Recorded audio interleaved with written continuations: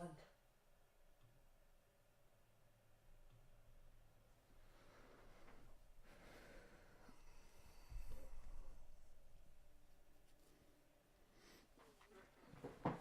All right. Pardon me. Um, so we're live. I'm just getting some things set up, so I'm not gonna be looking at the screen for a second, and I'm gonna be looking over here.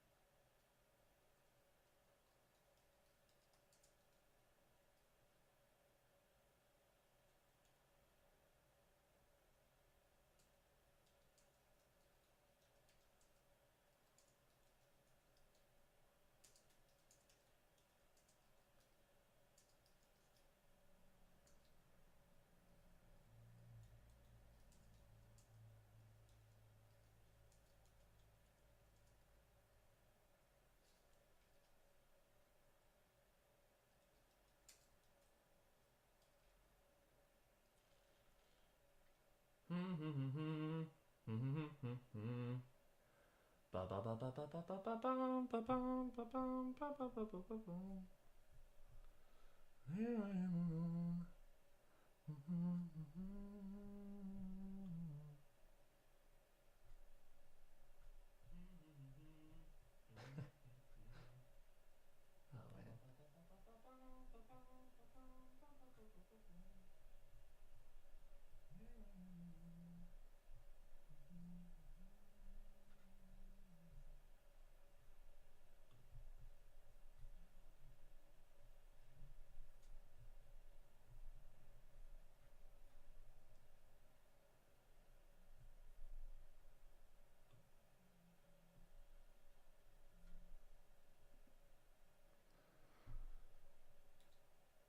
Hmm.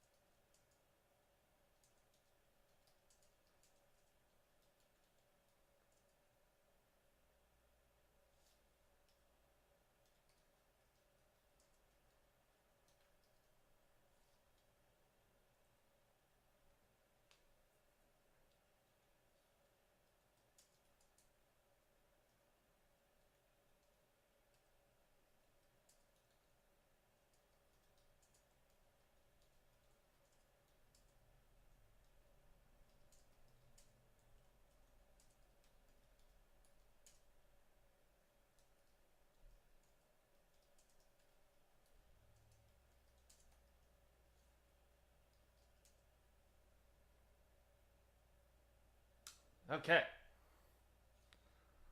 I have my questions typed up now so I can see them. I wish that this monitor was closer. But whatever. 6:58. We'll be starting in 2 minutes. If all goes well. The only thing that could go wrong right now is like power going out, which is kind of my worst fear today, to be honest, because if the power goes out, it won't save the stream. OBS made sure to tell me that many times when I was working on it today because of some setting I had, and I didn't care. So I'm just hoping the power doesn't go out. Oh, my lights aren't even all set up. Shoot.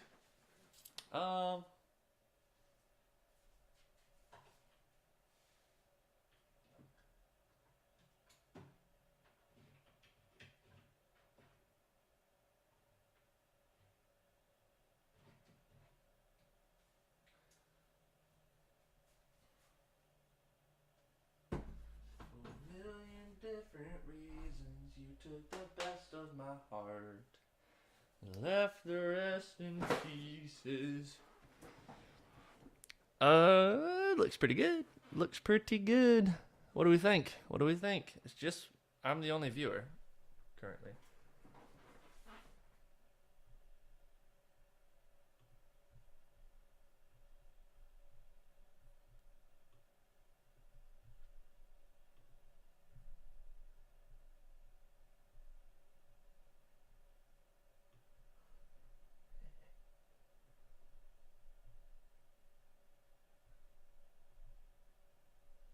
Can I see the chat over here?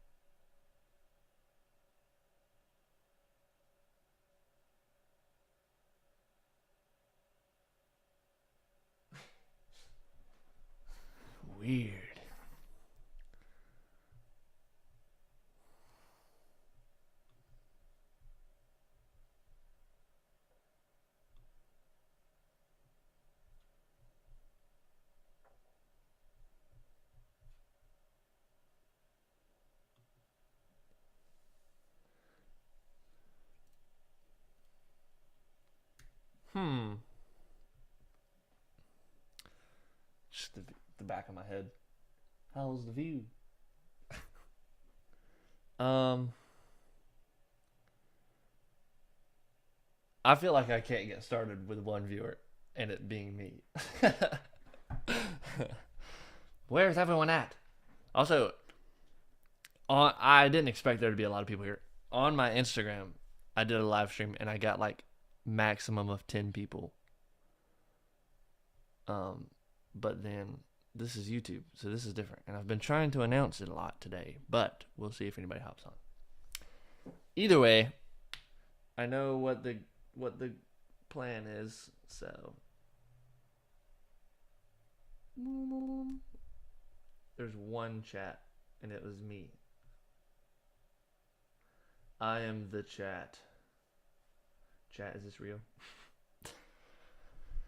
I really hate that I have to look all the way over here for my questions.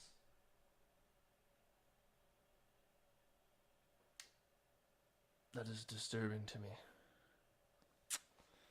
But some things,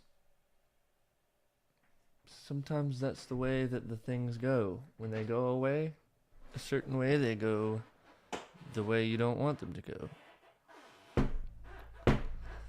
Bonk, bonk, bonk, bonk, bonk, bonk, bonk, bonk. Should I post another Instagram story or should I stop bothering people? Going live on YouTube in 1 hour.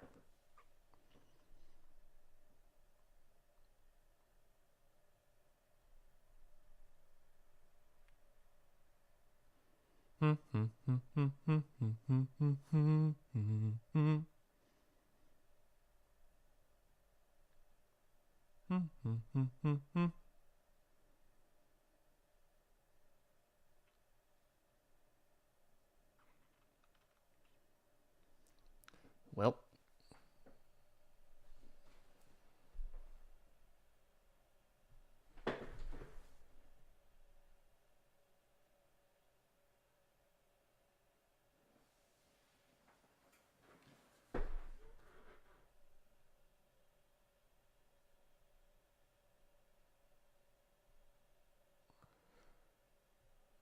wait a minute. What the heck?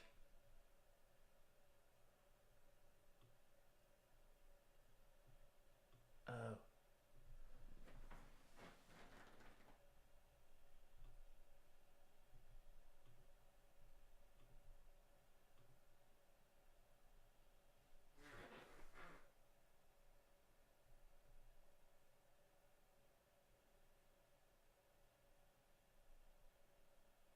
How long of a delay do we have? Sorry, guys. This is my first time streaming on YouTube. I've streamed on Instagram one time before, and I'm trying to set up more stuff this time, so we'll see. How long of a delay do we have? What? All right, something is wrong. I do not want OBS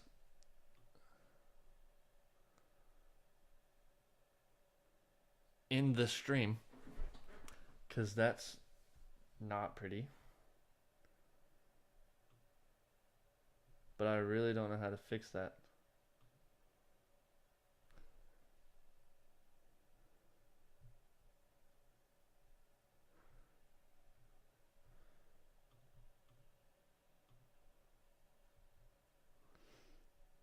Oh, this is annoying.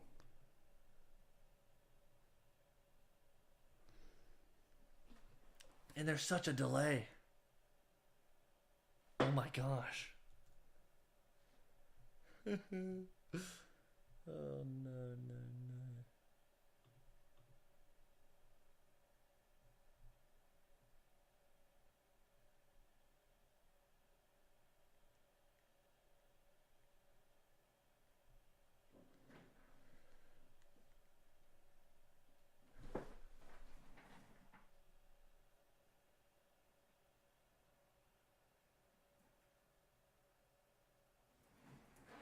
Bruh.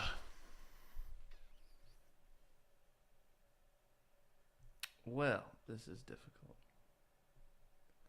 So, chat, right now, what you're looking at is DaVinci Resolve, and then me in the corner, and then OBS for some reason because I can't get it to leave.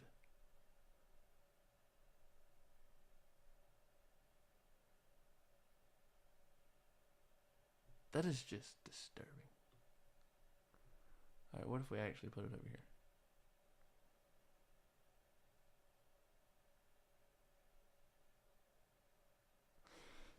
Why isn't it just going to the monitor? What the what?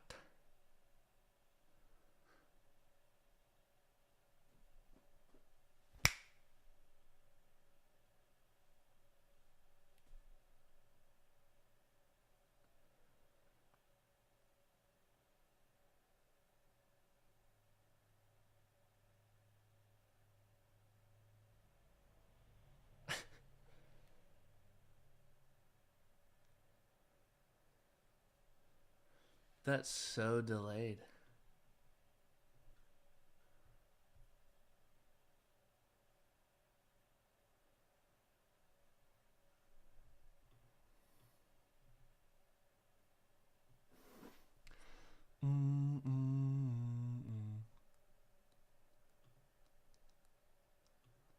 Maybe I should just get rid of.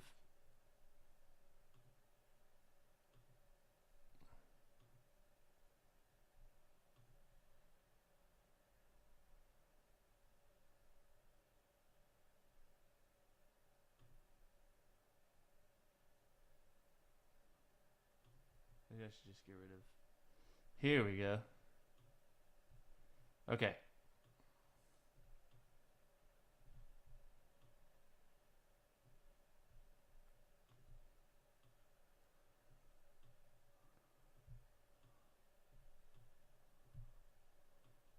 Maybe I should just get rid of. Here we go. Okay.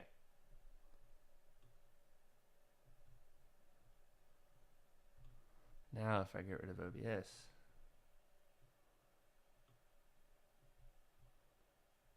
Alright, let's see if it works. Let's see. Here we go. Oh my gosh. The live stream delay is so funny. Now if I get rid of OBS. Okay. Alright, let's see if it works. Let's see. Chat, we are golden. Delay is so funny. We are good. I'm gonna pop an AirPod in. If I get rid of OBS. The chat. Okay. Ah, Alright, I don't want to hear the let's see if delay. it works. That's Let's actually see. really disturbing. Chat, we are golden. Delay is so funny. We are good. I'm gonna pop an AirPod in. If I get rid of OBS. The chat. Okay. Ah, Alright, I don't want to hear the let's see if delay. it works. That's Let's actually. see. Chat, we are golden. Delay is so funny. We are good. I'm gonna pop an AirPod in. Why is there a delay? Yes. The chat. Okay. Ah, Alright, I don't want to hear the let's see if delay. it works. Oh no. That's Let's actually. see. Wait, are we good? Chat, we are golden. Delay is so funny. Why is it We playing are that good. over and over I'm gonna again? pop an AirPod in. Why is there a delay? Yes. The chat. Okay. All right. This is confusing the bananas out of me. Oh, because I think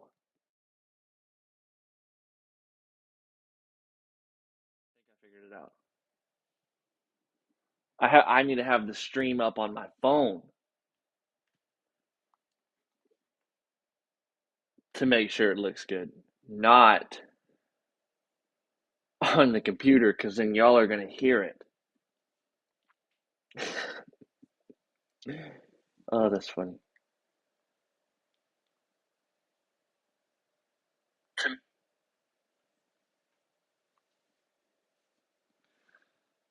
Well, this is a game changer. All right, we just have one viewer, and it's me. This is so fun.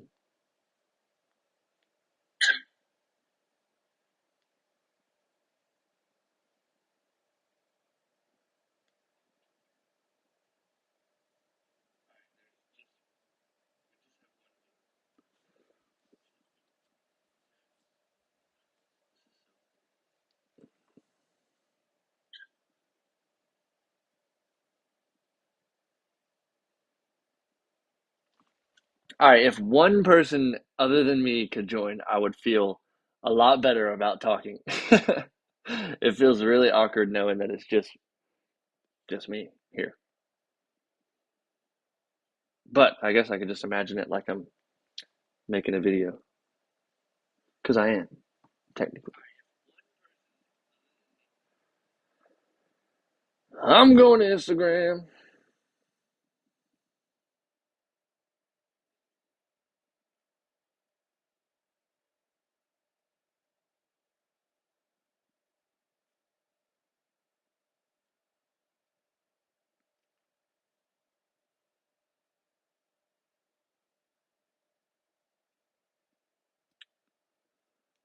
Oh my goodness. Let's take a picture of the.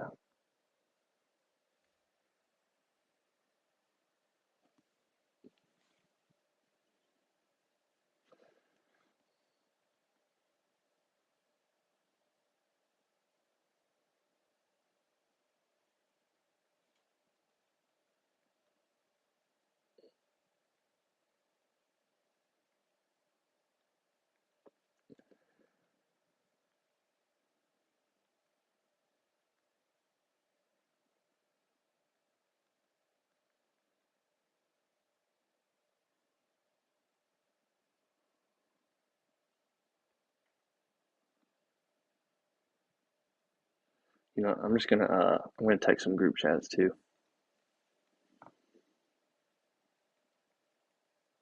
I'm gonna just get all my friends on.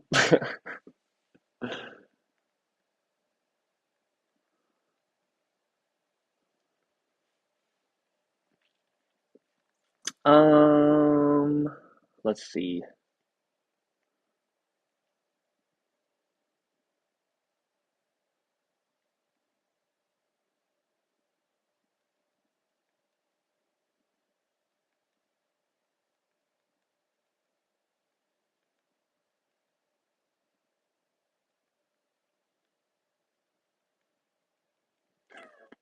I'm just texting a few people.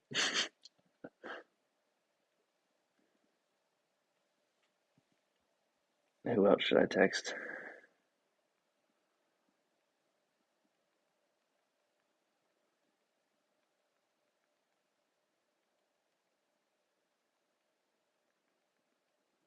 Ba-ba-bum. Wait, maybe someone's.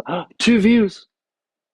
Who are you? Second viewer? It's probably just my phone. Let's see. Does it tell me? No. Oh, no, it doesn't tell you. That's crazy. Wait, maybe it does tell me and I'm crazy. It literally says there's one person watching. Who are you? I don't know. Weird.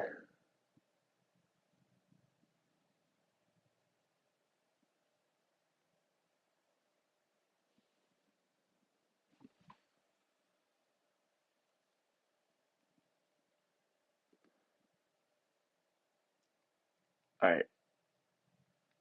I'm trying to get people on.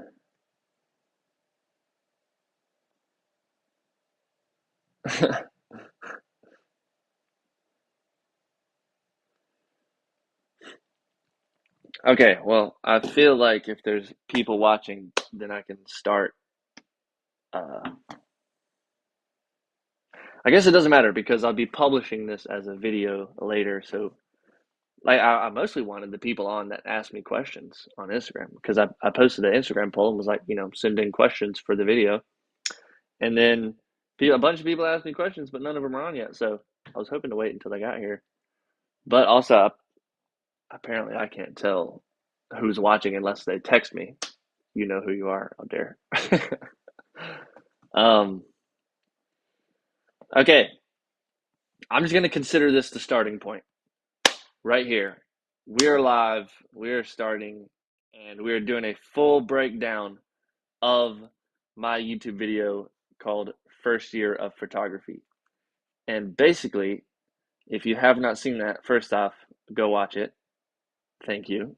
Second off, um, I made this video a few months ago. Um, my friend Brandon helped me in a lot of ways, so I'm going to talk about him a lot in this video. He should be here right now. I would feel more.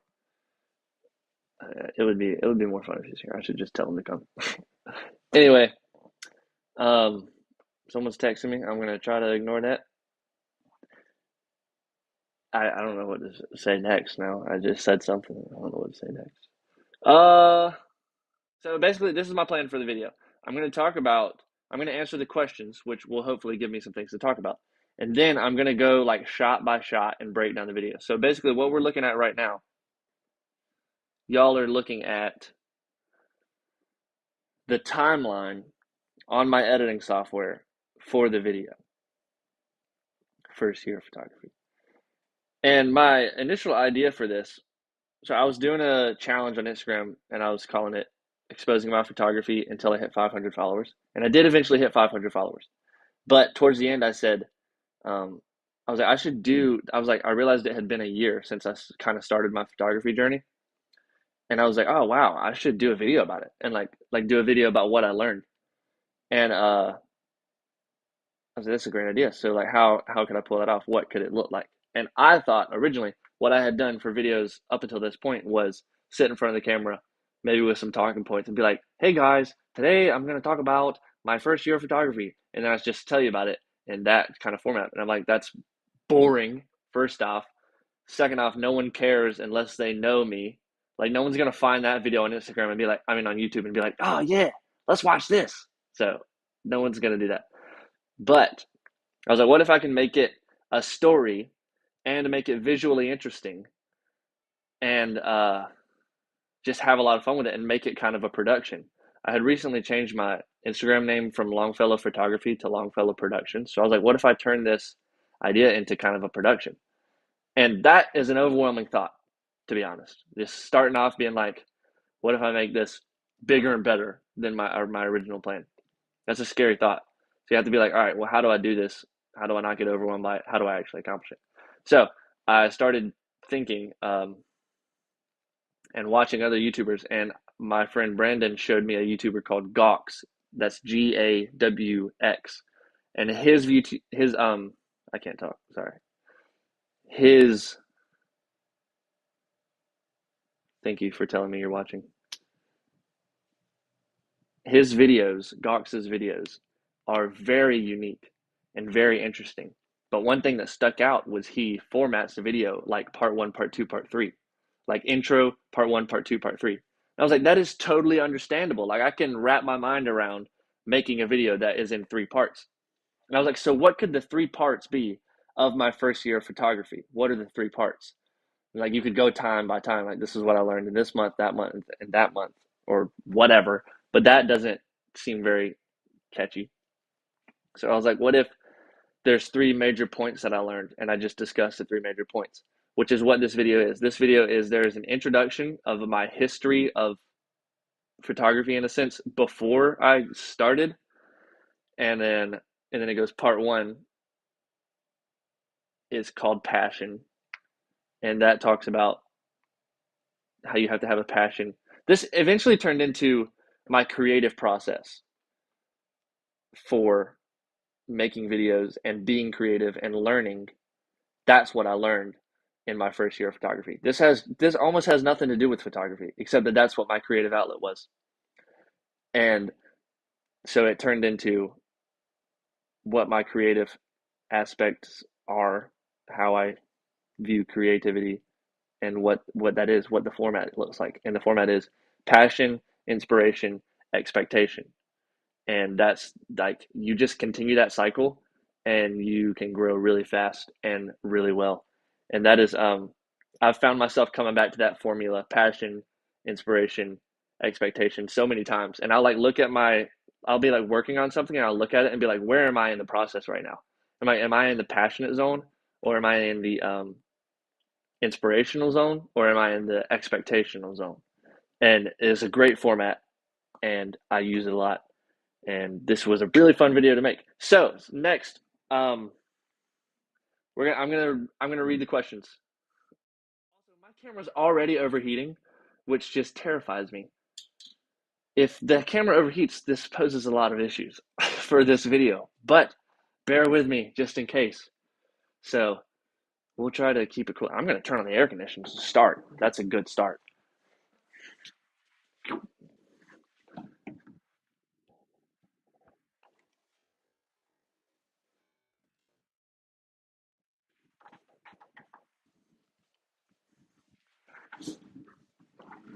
Okay. Um, and I'm gonna pull my questions up over here so that I can see them better. Now the air conditioning's on, and it's probably gonna be loud. So I'm sorry. But for the sake of my camera and honestly myself, it's really hot in here, so I'm going to turn the air conditioner on. Hopefully, y'all can't hear it. Okay, now on the screen is, I'm going to get rid of it. Never mind. Okay, now it's just me on the screen. Hi, how are you doing? That was cringy. All right, so like I said earlier, I put a poll on Instagram, not a poll, a question box, and I was like, if you please watch this video, my first year of photography video. And if you have any questions, put them here. Ask multiple questions, whatever. Just ask questions about it, and I'll answer them on my live stream. So that's exactly what I'm gonna do. Um, and I had some really good questions on here, and I'm thankful to the people that asked. Um, so first up, let me check my messages. Who's on? 10 people are on. No way. Wait, is that views or okay? Current viewership. There's 4 current views. Nice. Welcome. Uh, I wonder who's on. I wish it would tell me. Go comment. Everybody just comment who you are so that I can know. I will talk if I know who you are out there, I'll just talk to you. So please do that. Please comment. Um, let me pull it up. Where's the comments? Also, if you know me and you're watching and you see a problem, please text me and I'll fix it. This is my first YouTube live stream, so bear with me. This might be weird. This might be confusing. I might ramble a lot. I definitely will ramble a lot. So I like right now. I already can't figure out how to pull up the comments on YouTube, so that's not a good start. What in the world? It won't let me comment live because I don't have a channel. What? What does that mean? You don't have an account or you don't have a channel? I'm assuming you meant account. It won't let me comment either. I'm gonna go. All right, that's a wild question to ask. uh, I'm not answering that.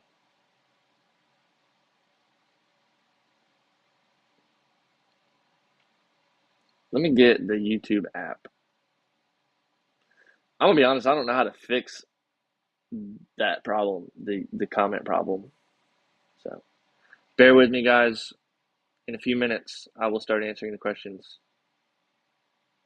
But for now, it's trial and error. I can't even find the App Store. There we go. YouTube.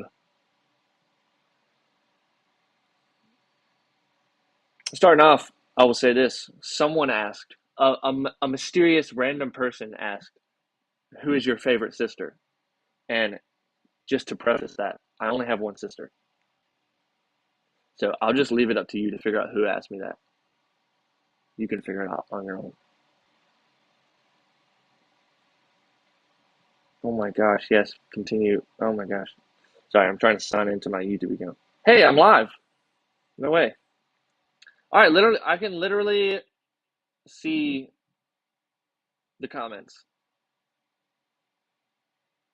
Okay, everyone can see the comments now. What?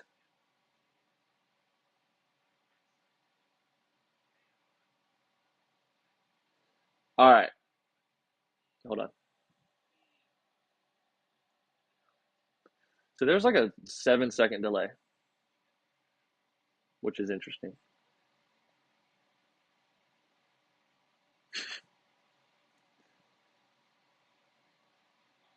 Okay, we've got 5 people on. Love you all.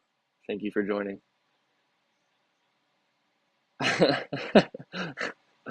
All right, I gotta stop reading text. I'm just gonna sit here and read my text all day. Go, just comment. Don't text, just comment. That's crazy. All right, first question is a great question, and I kind of already talked about it, but I'm gonna talk about it again a little bit. My sister asked this. I'm not always gonna say who asked, but I just felt like saying that. What is your process for planning the timeline or flow of your story? Which is a great question. Um, Timeline or flow. I'm I'm also gonna say this. I might have to stop and think every now and then because I didn't necessarily prepare the content of this video as much as I should have. I prepared the visuals of this. I pretty much spent all day getting this scene to look right, and I hope it's good. That's all I can say. Now, anyway, what is your process for planning the timeline or flow of your story? And that's a good question. Let me think about it for a second.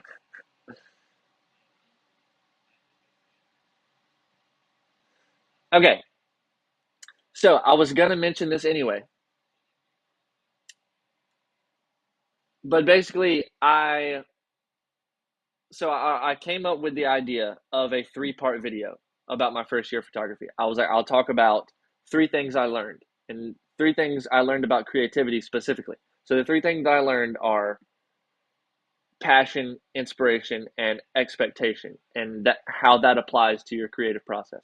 So that was my 3 parts of the video. So already I'm like, if I can split a video into parts, then I can figure out how to pace it, and I can figure out where to put everything, and I can figure out a timeline and all of this stuff. You can figure out so much if you just have a little idea of a video format. So it's like 3 parts, boom, easy.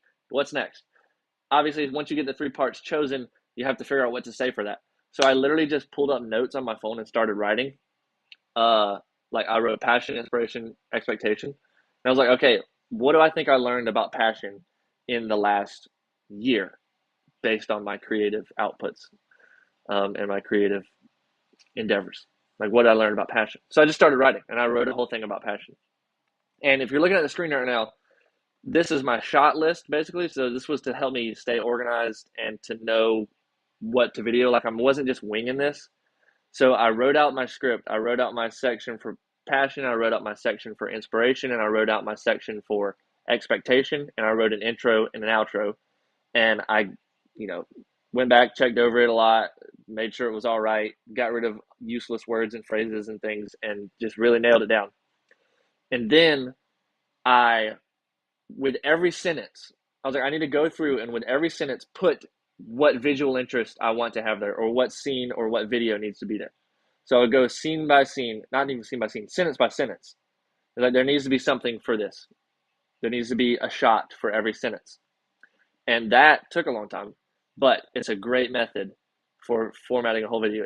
I know everything that I need to video when I make a video like this, like every video, every shot, everything's ready and finalized. And which I mean they use a shot list in like Hollywood level movies, so obviously it works. So starting off, it says, "Okay, let's start from the beginning," and then right above it it says, "Wide opening shot of me, maybe outside with a camera, voice comes in over clip." So I just have full instructions. Did I follow that instructions? Maybe not necessarily. And we're gonna look at that this whole time as we're breaking this down. We're gonna see how close was Jake to his instructions in the video. So that's kind of my format for that specifically. Now I can't find my tab. So that's my planning the timeline and the flow of a story. And then once you have, I recorded my voiceover. I made my shot list. I videoed every shot on it, and I dump all of that into an editing software like this. And then I look at that shot list, and that's I know what to, not that, that's questions. I look at my shot list, and I'm like, all right, well, obviously I'm going to start with the wide opening shot of me, maybe outside with the camera. And then I go just drag that in and I put it on top of the voiceover. So the voiceover is here, and pardon 1 second. So here's the voiceover. Let's start this from the beginning. Can y'all hear that actually? I don't know if y'all can hear. If I play something on the computer, I need to know if y'all can hear it. Let's start this from the beginning. Hello? And it's a little bit further than Can y'all hear that? Can someone just comment and tell me that you can hear that? 1 year ago. Okay, you should be able to hear it. We should be good. Um, Now I don't know what I was talking about. We can hear it. Thank you. Thank you.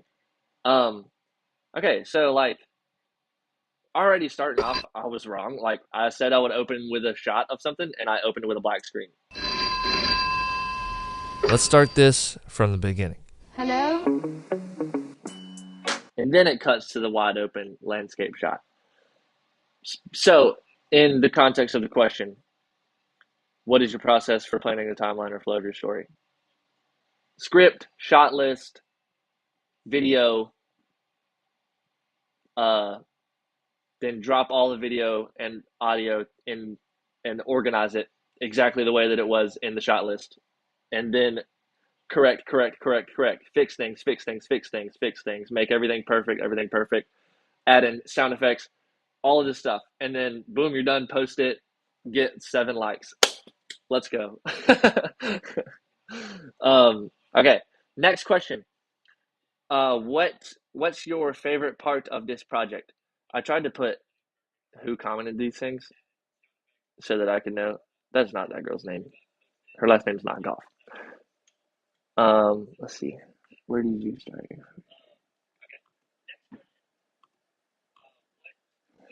This was Noah. Noah asked these questions.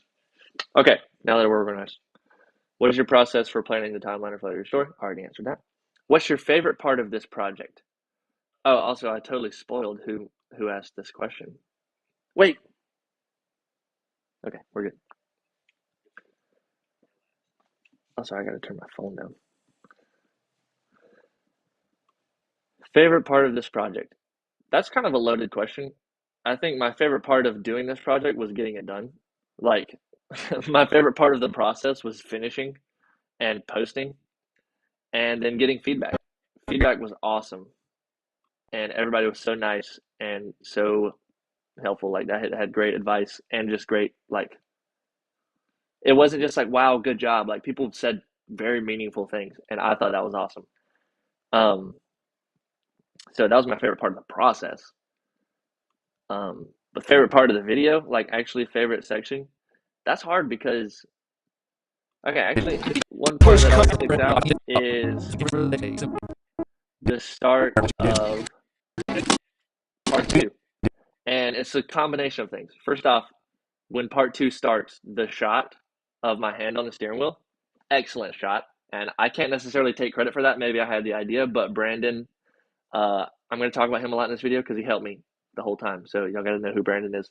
Brandon was my co-director, basically. Brandon was videoing while I was driving, and he is just a camera settings wizard. It says that at the credits. It says Brandon Johnson, camera settings wizard, and he is, and that's why that scene looked so good. I can't take any credit for that. And there's a lot of scenes in here that they look good because Brandon was there. So, special shout out to him. Next up, okay, so anyway, back on track. I'm telling you guys, this is going to be a struggle to keep my brain on track. So please bear with me. And all right, that's the last time I'm going to say bear with me. Shoot, I said it again. Okay. Favorite part was that scene, hand on the steering wheel. The music also helps there. It's just a vibe. That music was made, most of the music in here was made by my friend Noah. You can find his music on SoundCloud in the description of that video, um, and on his Instagram. There's plenty of places you can find it. Noah M. Just start looking that up and random things, and eventually you'll find him. But it's definitely in the description of my YouTube video for sheer photography. And then, okay, I'm gonna show you the scene now. I'm gonna stop talking about it. How to get treated. I You can barely see it. Oh my gosh. think good. Yeah. What do you think of the rest? Hey, rock the mic with the agility of a gymnast, kicking it like skateboard P and a kickflip. Push comes to shove, cross T's with the full clips. 21 guns, I'm a savage. For That me, right there. That's the one. inspiration can be found in pretty much Pretty anything. much anything. That right there with the Songs. hand tapping on the steering wheel. That's so good. I love that. Also, yeah, just that whole sequence right there is such a vibe. I love driving scenes. Um, I love good music. That oh my gosh. Yeah. Let's pull that up. That is a noteworthy image right there. I don't know why I like that one so much, but it looks really good, I think. Um, yeah. So that's my favorite. That's my favorite scene. I feel like I need to get through these questions a little faster, but also I don't think I should be that worried about it. Oh well, I've already been on for 45 minutes. Weird. All right, next question. What inspired your favorite shots? See, that's a loaded question too. I would have to say Gawks again, that YouTuber. He was a big inspiration for all of this. Like one of the shots towards the end. Wow, I landed on it like perfectly. That right there. So I was trying to specify the date that I was talking about in the voiceover. So I like set the phone up on a tripod, not the phone. I set the camera up on a tripod, and I'm like panning it in like that, like I have it balanced on the ground, and I'm like panning it over, and I was in manual focus, so I got it to focus only when it made it to its destination. So I bring the camera in, and right when it hits the end, it is perfectly focused. So stuff like that, anything like that, was just heavily inspired by Gox because he has so many cool camera movements and just awesome things like that. So let's watch it. But the fact that I had one scheduled really pushed me to learn everything I panning possibly could to deliver the best possible film for this couple. That's good. I like that. I like that a lot. And yeah, could it have been faster or smoother or whatever? Probably, but this is my first time doing anything like that, so that was fun. All right, next question. I'm gonna keep clicking on that wrong thing. Um, who's your favorite sis? You know who you are. Okay, favorite part. Favorite part is just a loaded question, but I just answered it actually. Two people asked the same question. That's fine. Favorite part, yeah, we know the favorite part. Hardest shot. That's a good question too. Hardest shot. See, like I feel like I can't remember them all unless I'm looking at them. Oh man, the hardest shot. The hardest shot to edit was this one, where there's two of me. That one was hard to edit. And I honestly don't like how it turned out because you can kind of see there's a line in the middle and you can kind of see it. I'm just spoiling all of the facts of this video now. I'm just telling you everything that went wrong and everything that went right. But who's on? Six people? Awesome. Thank you guys for being here. Uh, yeah, so that line was, what's up, Steven? That line right there bothered me. And that was just a hard thing to edit. And now looking back, the reason that that line is obvious is because in the middle of filming this, my camera shifted the white balance. And basically, what that means is the daylight outside changed and my camera changed to compensate with that. So, like a cloud covered the sky or something, and then it changed the light, and then my camera changed as well. And then I had to fix it in post, which is always terrible. So I should have set that. I shouldn't have had it on auto for that section. I shouldn't have had my white balance on auto. I should have had it set to a specific temperature. And that's why it went haywire. So you live and you learn. If I ever do this type of thing again, I'm definitely going to have done it differently. Also, there's just so many buggy things you have to do to get two of yourself on the screen. It's very annoying. But I also think I probably could have done it better. Like you can see there's a lot um, where my mouse is right here. There's a lot of that like copying and half of it is there and half of it's not. Super annoying. I hate it. I tried over and over and over and over again and I couldn't get it. And I wasn't entirely happy with it when it got done. So that was pretty hard to edit. Hard to film though was I don't even know because um I don't know. I don't know what was the hardest to film. Like some things were tricky, but nothing was necessarily hard. I think the hardest thing is when I'm by myself. Like if there's a scene, if any scene that Brandon was there to help me, it was so much nicer, and I felt like I was betterly. I felt like I was more composed and more creative. And but if I was by myself, I would get aggravated and I would get annoyed when things weren't working, or just. And that's always been the case. Any video I work on by myself, I tend to get more grouchy. But if I have someone there helping me, or just like hanging out, makes it easier. So the hardest part is probably working by yourself. So thank the Lord for good friends. Next question. What took the longest to edit? Again, probably that scene. Probably the scene with two Jakes. That was pretty difficult. But overall, like the color grade, it took me a little. It actually didn't take me too long to do the color grade, to be honest. Um, there's an important part of this video that I forgot to mention. We filmed the whole thing in 1 week, which is shocking because there's a lot to film there. Yeah, I mean, I know it was only a 5 minute video, but that's still a lot. So we filmed the whole thing in a week, and I probably made the script the week before, but I probably made the script in like 2 days. Let's be honest. So this is what it just happens fast. I was like, I got to get this done so that I can publish it when I hit 500 followers. That was the thing. I was like, when I hit 500 followers, I'll post this video. I think I forgot to say that earlier. When I hit 500 followers, I'll post this video. And then I was like, all right, now I have to make this video because I told him I would. So then I was like, I need to make this fast. So this is the timeline of things. There was a week, and I was like, I want to get this done before I go on vacation. I was going to a youth conference for 2 weeks. I was like, I want to get this done before I go so that just in case, if I hit 500 followers while I'm gone, I can post it from there, which I didn't want to do, but I was like, if I have to, I can. So I was like, I want to get this done before I go, and I'm leaving in 2 weeks. I got to get this done. So all of a sudden, in 1 week, I filmed and edited 90% of this. Like I filmed everything in 1 week, and then I edited almost all of it. Like I filmed it at the beginning of the week, edited it at the end of the week, and I almost finished it. Like the whole story was there. It just needed some touching up to do. So basically, I did this whole video in a week with help, obviously, and that was one of the craziest things about it. And that is just pretty shocking, to be honest. But back to the questions. So nothing really took a long time. That was basically what I'm trying to say with that. What took the longest to edit?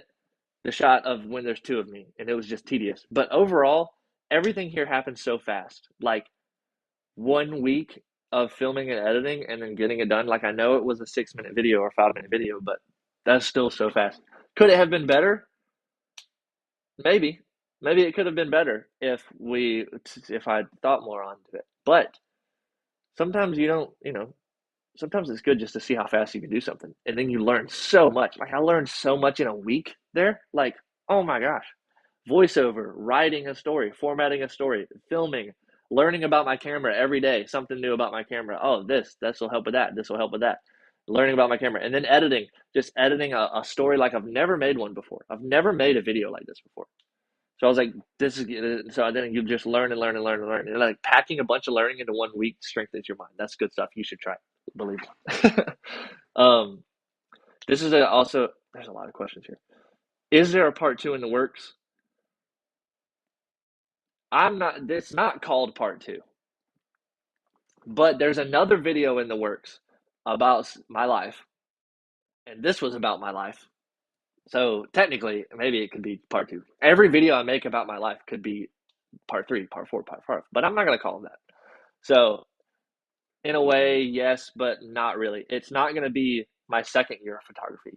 It's just something completely different and something but it has some connecting points to this, which I think will be interesting. But again, it's not definitely not a part two, but there is something in the works. Something's coming. Longfellow Productions, there's things coming to Longfellow Productions. And me and my 73 subscribers are so excited. Thank you guys. Love you. Is there anyone in your life who inspires you? So this video talked about inspiration, and that's why that question comes from. Is there anyone in your life that inspires you? Definitely everyone that I'm close to inspires me in some way.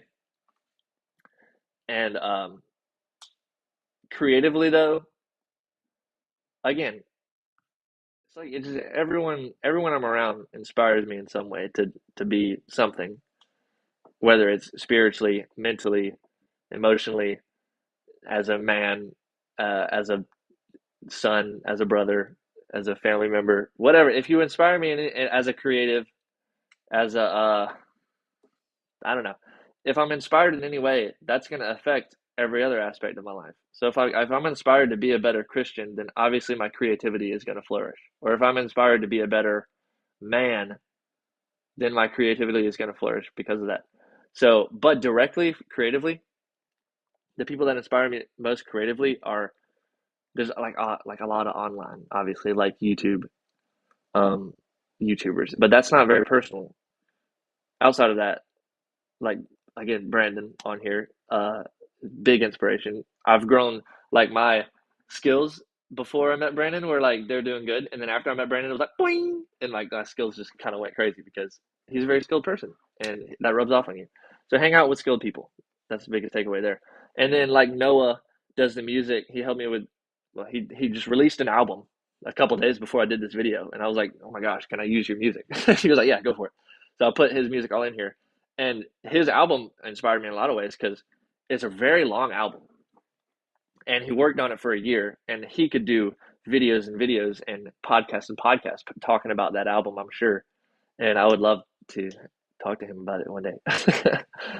We should do a podcast. We'll do our podcast and we'll talk about your album because I'm sure so much happened in a year to build up to that album. But that's inspirational. Like knowing someone that accomplished something like that is so inspirational. And even though that's music and I'm doing video mostly, it still is just so inspiring. Good job, Noah. Y'all go listen to his album for real. Also, how many people got? 5 viewers, man. 5 people. Uh, yeah, another good question. Why the Sony A7 IV? Um, I don't think I would have been able to make this video. I don't think I would have had the confidence to make this video if I didn't have the A7 IV. If I had my beginner camera, the Canon Rebel T8i. Nothing wrong with that camera for photos. Terrible for video, especially if you're going to do something like this. Just having auto stabilization here was very nice. The Sony A7 IV has everything you need. It has log footage so you can color grade more strategically. It has 4K. I mean, there's just so many reasons to get the A7 IV over a beginner DSLR camera. But specifically, why the Sony A7 IV? Why didn't I get a Sony cinema camera? I didn't know I was going to do a lot of video.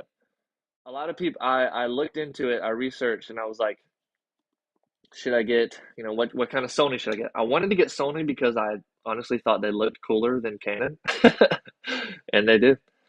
But as the more I looked into it, I was like, okay, Sony is probably the best option. For price too, like you can get the same, like Sony, the equivalent to Sony and the camera equivalent Canon and Sony, like if it's the same camera basically, Sony will be cheaper, even though it's basically the same camera. That's what I heard at least. Don't quote me on that. Research that for yourself. But basically Sony is cheaper and it's arguably better. So why would you not get Sony? And it looks cooler. They just look so cool. So that was a good reason to get Sony. And then as I researched it, I was like, okay, the A7 IV is a powerhouse for video and photo. And so it's a hybrid camera. And it does have its problems. It overheats, bless its little heart. But that's really the only problem I have with it. And if they got the overheating under control, I would have like further along in my career, I'd have probably multiple A7 IVs. But if I want to keep doing video, I want something that doesn't overheat. So I'm saving up for an FX30 or an FX3. That would be fun. But no one knows what I'm talking about. All these 5 people, come on, nobody knows what I'm talking about.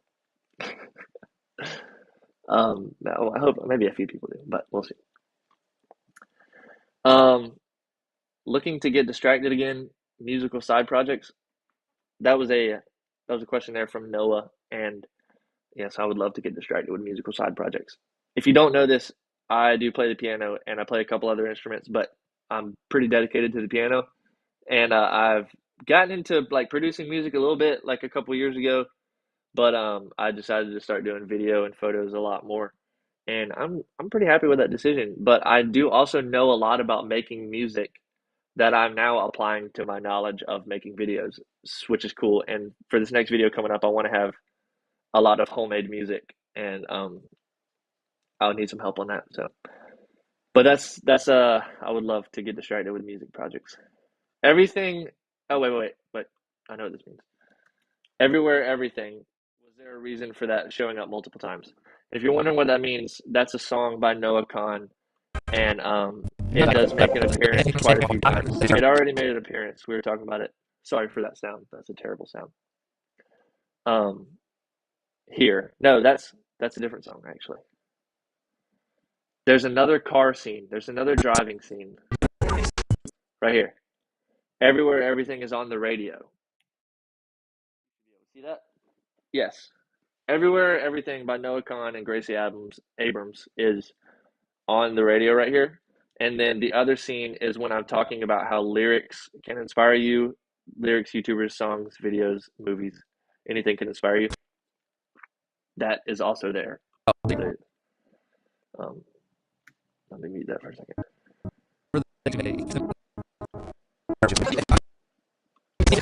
Inspiration, right there. It says everywhere, everything on the phone. And he said, "Is there a reason for that?" Basically, not really. I wish there was like a really cool, deep like meaning and reason to that. But one time I was listening to that song and I was like, "Everywhere, everything," and I was like, "Wow, what a cool line." And then I kind of just like dove headfirst into this thought process about everywhere, everything. And at this point, I can't remember what it was, but I was very inspired by that and pretty much thought out a whole video based off of that. And it was really good. And then I just kind of forgot about it and I started focusing on other things. And that's okay. That happens a lot. Sometimes you just have ideas and sometimes they don't go anywhere. But either way, it was inspiring. And specifically, it was one lyric that inspired me. So I did put it in here a few times. Also, at this time in my life, making this video that week, I listened to Noah Khan so much. So he was just on my mind a lot. um, Next question. I want to know how long I've been doing this. I guess it doesn't matter.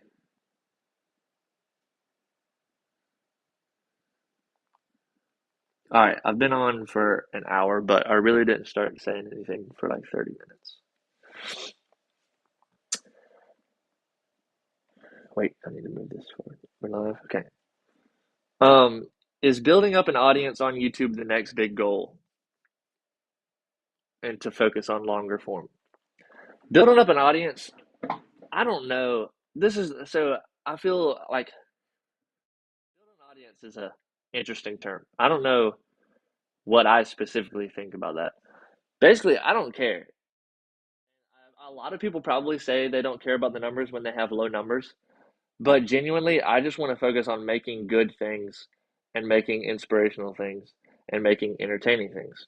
And if the numbers come along with that, then that's fine and I'm very grateful.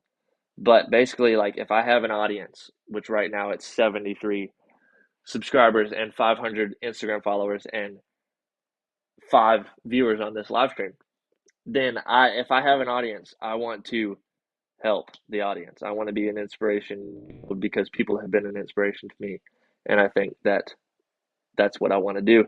So I want to make good videos, and if you want to make good videos, you're going to put work into it, and you want to show people, so you would want to show more people. Um,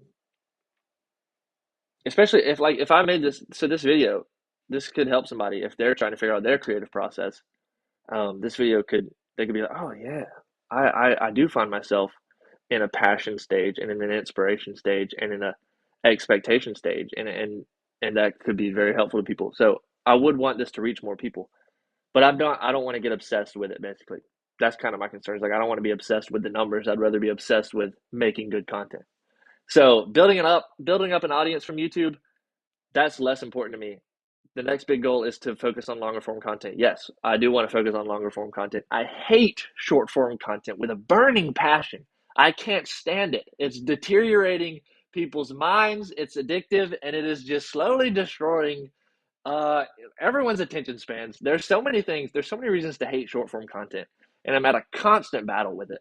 So yes, long form content is just like let's go long form content. Like if I can't stay focused to a 20-minute video. So if I can make a 15-minute video or a 5-minute video that is entertaining, but it's not scrolling, then I would love to participate in that.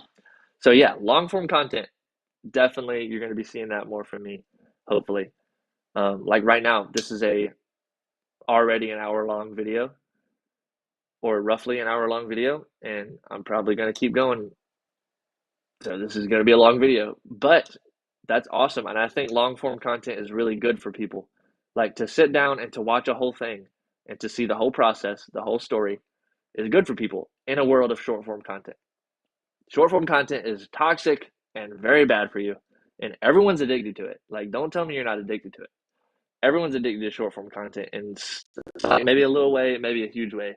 Everybody's a little bit addicted to short form content because it's just so easy. It's in your pocket, boom, pull it out, instant gratification, instant distraction, instant awkward avoidance. Like, you ever just stand in line at a restaurant and just look around? Not many people do that. Most people have their phone out. So yeah, long form content. I love it. Favorite Lego set. This one's funny. I wish I had my Legos here. I'm in my office. I'm not in my studio. So all my Legos are in my studio. I need to move a couple of them down here though, because they're great little displays. And if you spend that much money on something, you want to show it to people. So let me make sure I'm unmuted. Diego said yes. Why did you say yes? What does that mean? What are you saying yes to? I don't remember what I asked. Would you ever do a vlog of a creative shoot or process? Yep, I think I have vlogs lined up. They're coming up in my video making life. I would like to do some more vlogs. I've never done vlogs really. I would like to do that. I'd like to explore that. So yeah, I think vlogs would be really fun. And yeah, I could do vlogs of like going and taking photos and stuff. So that's definitely a type of video I've never done before, and I would totally be interested in doing. How do you did you stay motivated to finish the 500 follower videos and videos like this? 5. I don't know why I put a 5 there. I typed this so fast that there's a lot of mistakes in it. How do you did you stay motivated to finish the 500 follower videos and videos like this? That's a great question. And as soon as I got this question, it like made me start thinking about it. I was like, how did I stay motivated? And the first thing I thought of was expectation. So if I say on an Instagram story, when we hit 500 followers, I'm going to post this video about my first year of photography. There's an expectation there.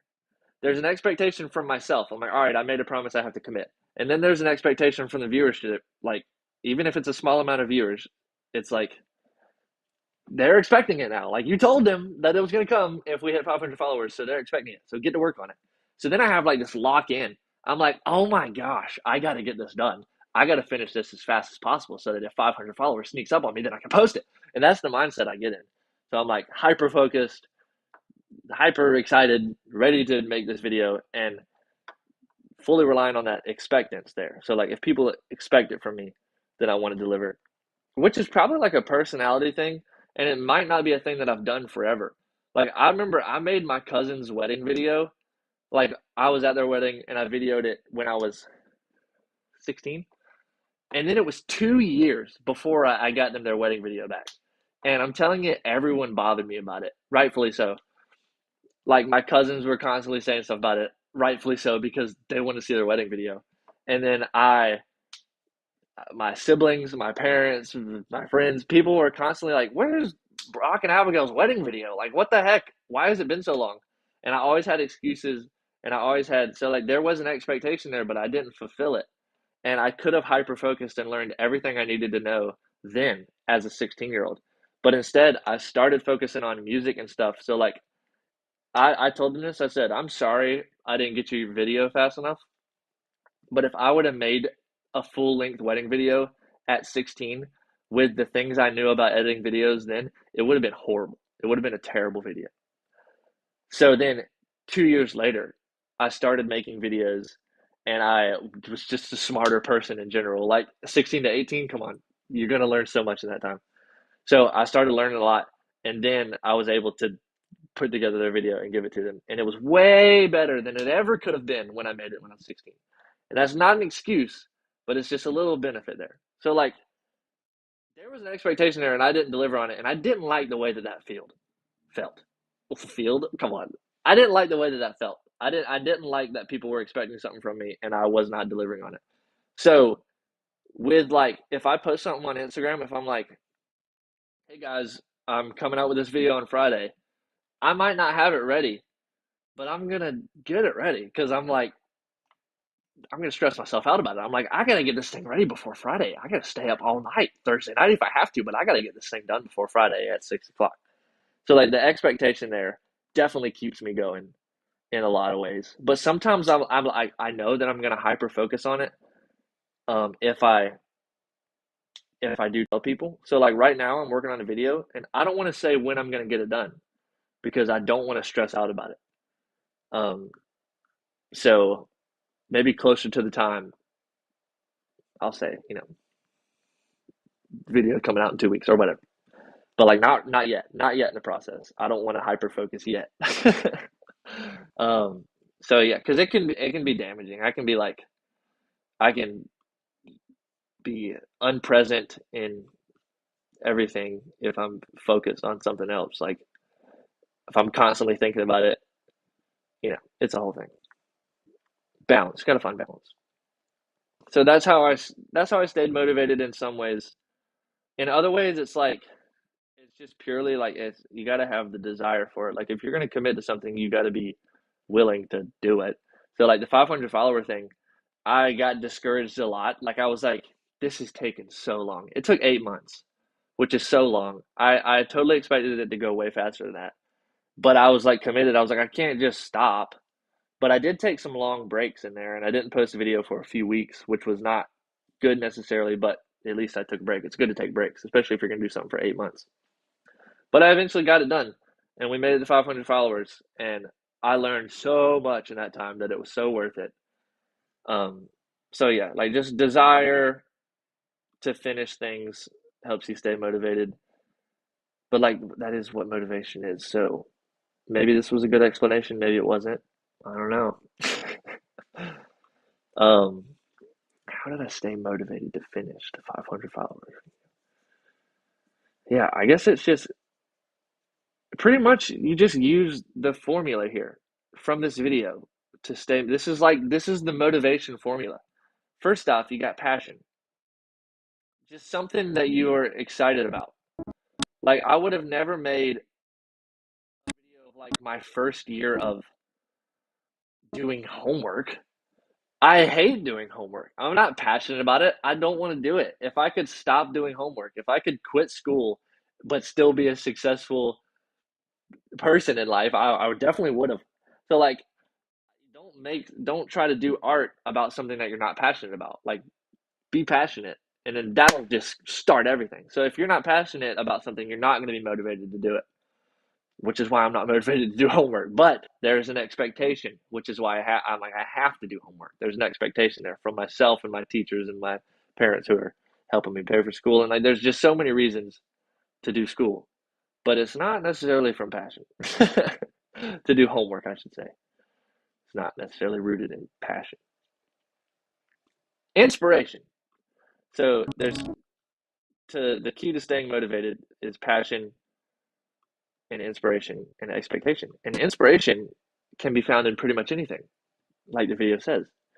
Um, So yeah, inspiration. It's like again, are you gonna stay motivated? Are you gonna stay motivated if you're not inspired?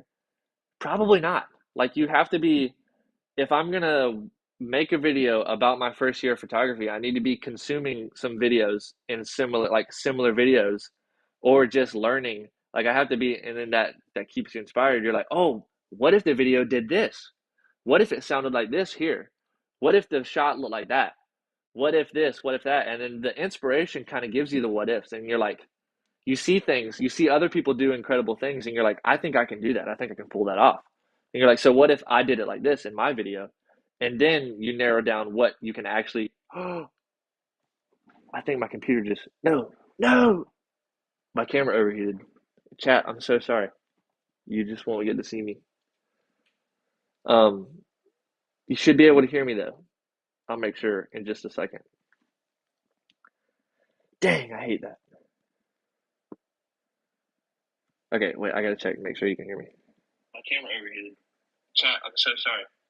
You just won't get to see me. You should be able to hear me though.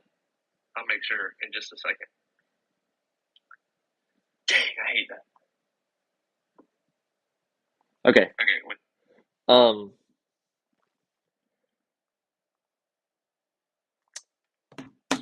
Sorry about that. My camera overheated, but you can still hear me. So I'm just gonna keep talking.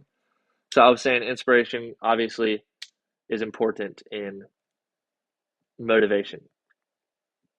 And yeah, so just like be inspired by things, watch things, learn things, hear podcasts, hear people, hear other creative people talk, and then that'll inspire you. And then you think like you'll be motivated. And then expectation. I already talked about that. Wait, I've been saying the wrong word this whole time. It's not expectation. It's responsibility. But it's similar, at least. Okay, responsibility. All right, from starting now, every time I've said expectation, I meant responsibility. Which is similar. Like I have if I post on my Instagram story, um, hey guys, making a video, it's coming out this Friday. I have a responsibility to you as a viewer and to me to get that done.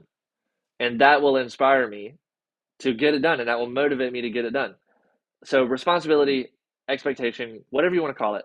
I'm an idiot. I forgot what my own video was called, which is just terrible. I'm so sorry.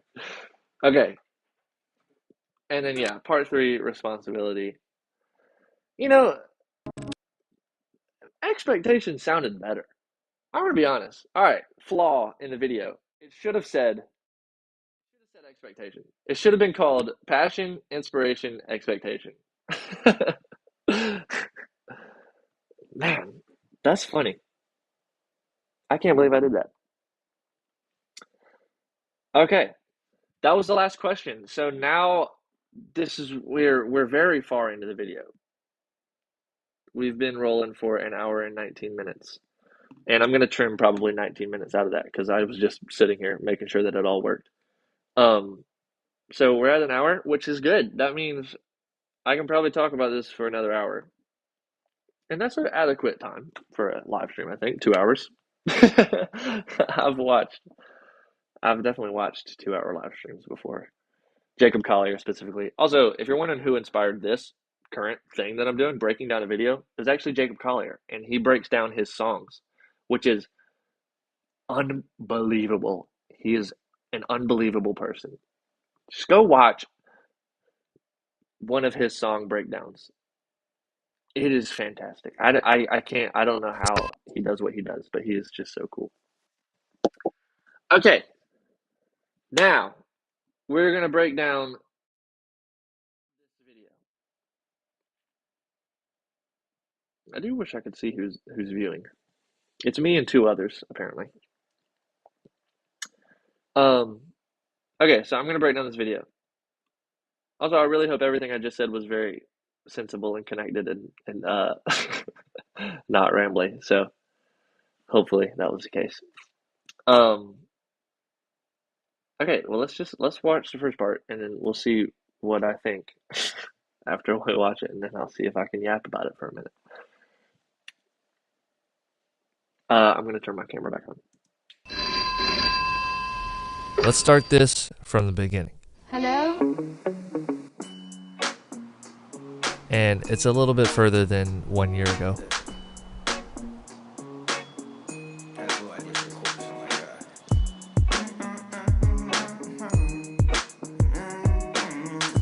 Okay, already there's a lot to unpack. I'm gonna try to get my camera set back up. Okay, we should be good.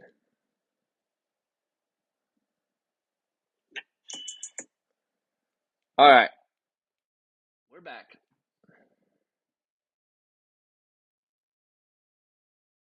We're back. Okay, the visuals are back. So starting off right there, first thing we notice is I have broken a YouTube rule, and I don't necessarily care too much about YouTube rules right now because I have a smaller following, but maybe I would have a bigger following if I paid attention to the YouTube rules. And basically, the YouTube rule is YouTube thumbnail, YouTube title, and first 30 seconds. So you want the title obviously to catch people, and you want the thumbnail to catch people's attention. That's a good advertisement. That's what you want. And then the video should be true to that. So if the title is like first year photography, then yeah, that's what the video should be about. Or if it says I survived, um, I don't. There's a lot of Mr. Beast controversies going on, but I will say this: uh, he's a genius when it comes to making videos. He's got the thumbnail title and first 30 seconds down. He doesn't waste any time.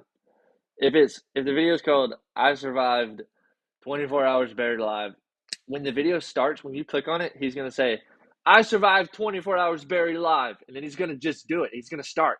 So he catches your attention in the first 30 seconds. So already I've kind of broken this rule. So I start talking, there's sounds and things, but the fact that there's no video, the fact that the screen is black is just not smart if you're making a YouTube video, because this is how you catch people's attention, is in the first 30 seconds. And yeah, after the screen goes from black to illuminated, then um, then people's attentions might be caught, but they might have already left. They have 6 seconds to decide if they want to stay, and the black screen is not helping. They're like, they might think something's wrong. They might be like, what's happening? Why can't I? Where's the video? They might be confused. They're like, I can hear it, but nothing's happening. Where's that phone ringing coming from? So just not smart that I did that. But I thought it was cool that when like the music dropped, it would cut to the scene. Maybe that wasn't the best idea, but that's okay. You live and you learn, and then you change things later. So yeah, that's the first. If you're wondering about the phone ring, you're like, what the heck was that about? That's from the song. So the song that starts playing is from my friend Noah's album, and you can see it in the description and everything, the timestamp and everything. So I don't know the name right off the top of my head of that song, but that's what the song is. And so that's where the phone ring and the hello, that's in the actual song. And I wanted to leave that in because I thought it was cool. I was like, I like old phones, I like old things. And it's definitely an old phone sound. I'm pretty sure the old phone makes an appearance somewhere in here. Not the one that he used, but the one that I use a lot. At some point. Yeah, right here. I'll just take my mouse away. The old phone. I use that old phone so often and I love it so much and I want more, to be honest. But but yeah, I like the old phone and the hello. Great start. So that's it. Let's start this from the beginning. Hello? So that scene right there,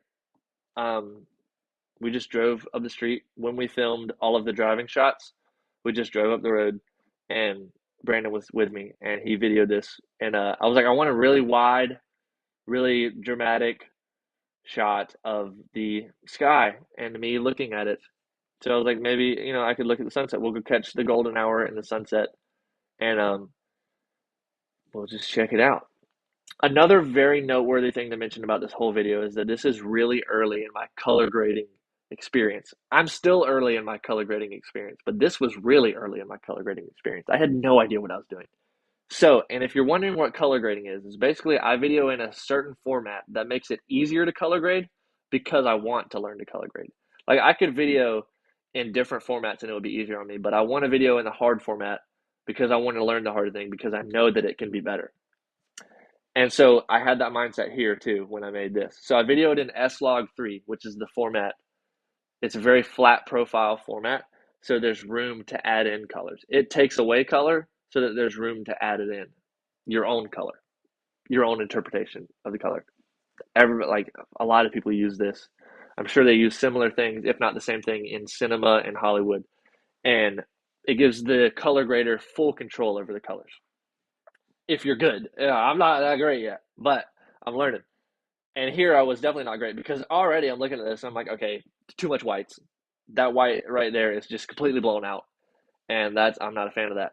And also, just if you understand color grading or if not, basically over here, these are called nodes and each one of these should be a different thing. So this one, that's the log format. That's the raw image. So basically I added LUT, which is it means something, but I call it a LUT, LUT, and I just kind of dropped that in there, and then that's literally just glow. So I dropped the LUT into here, and I put all of the corrections on one node, which is just not smart. Like it got the job done, but it's just not smart. And I can show you what a LUT should look like.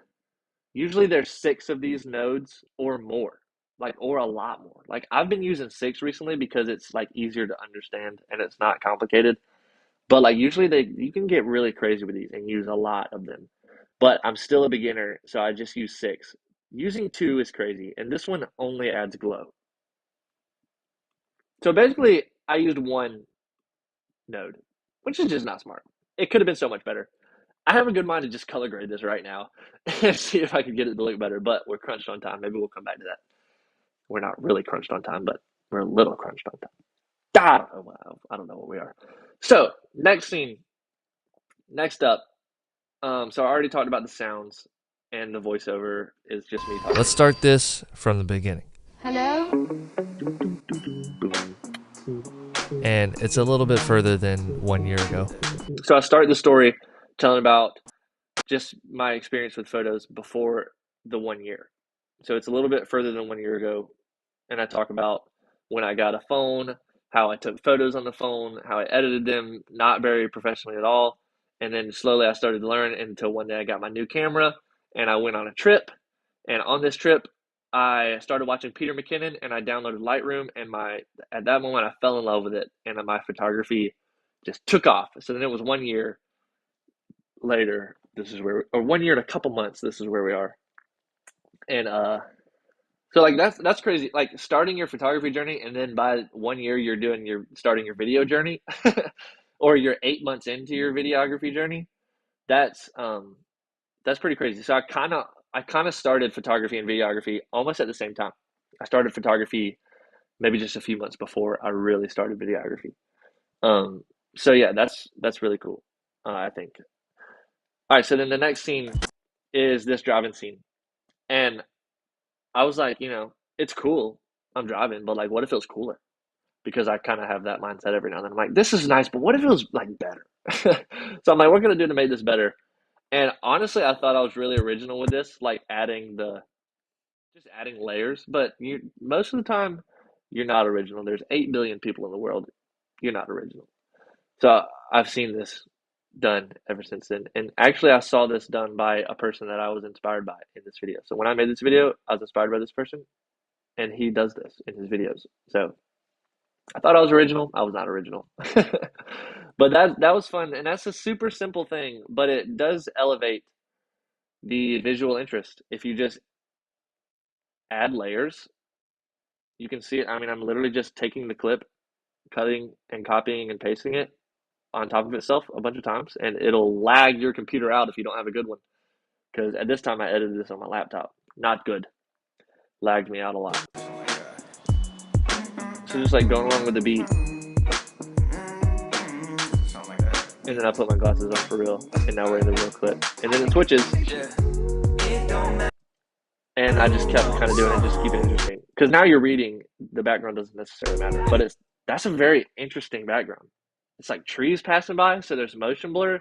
There's good. I like the color grading on this one, and then you like are multiplying it, and it's like a portal looking into it. It's, I don't know. I just like this a lot. I think this was a cool idea. Um, Great job, Jake. I guess I don't know, pat on the back. I don't know. That's weird complimenting myself, but this is definitely a past version of myself that made this. So good job, past Jake. I think that just looks good. And originally I did this text like this to be the thumbnail. Like I was like the thumbnail is just going to be in the video, and it is. It's the next scene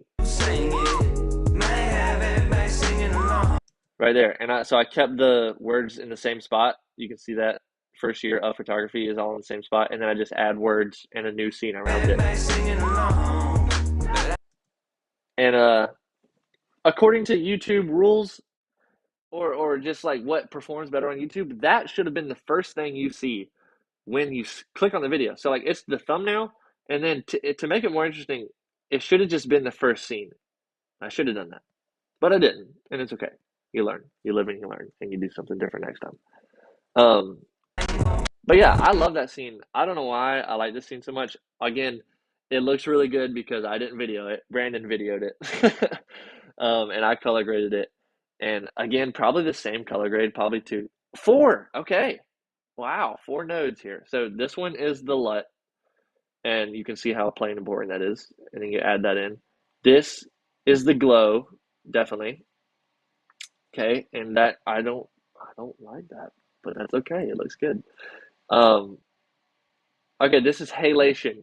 Halation, if you're wondering what that is, on 35 millimeter film, around the highlights of something, the sun or the highlights would literally burn the film, and it would be red, or it would mostly be red around the highlights. So if you look like around here, there should be like red highlights. But I have the free version of this, so this is kind of a messed up version of halation, so it's green. And I know now how to fix that, but I didn't then. So the halation is green, which is not accurate. I don't think it's accurate. Maybe I'm mistaken, but not accurate. So that's what halation is. It's a film emulation. So basically, I'm trying to mimic 35 millimeter film. So yeah, there's that scene, and I was like, I just do the duplicating thing again, and I think it looks good. Like that's visually, that's pretty interesting, I think. So, and then okay, so now let's keep watching. May 7th, 2020. I got my first iPhone. It was an iPhone. All right, let's get out of the color tab here, and basically,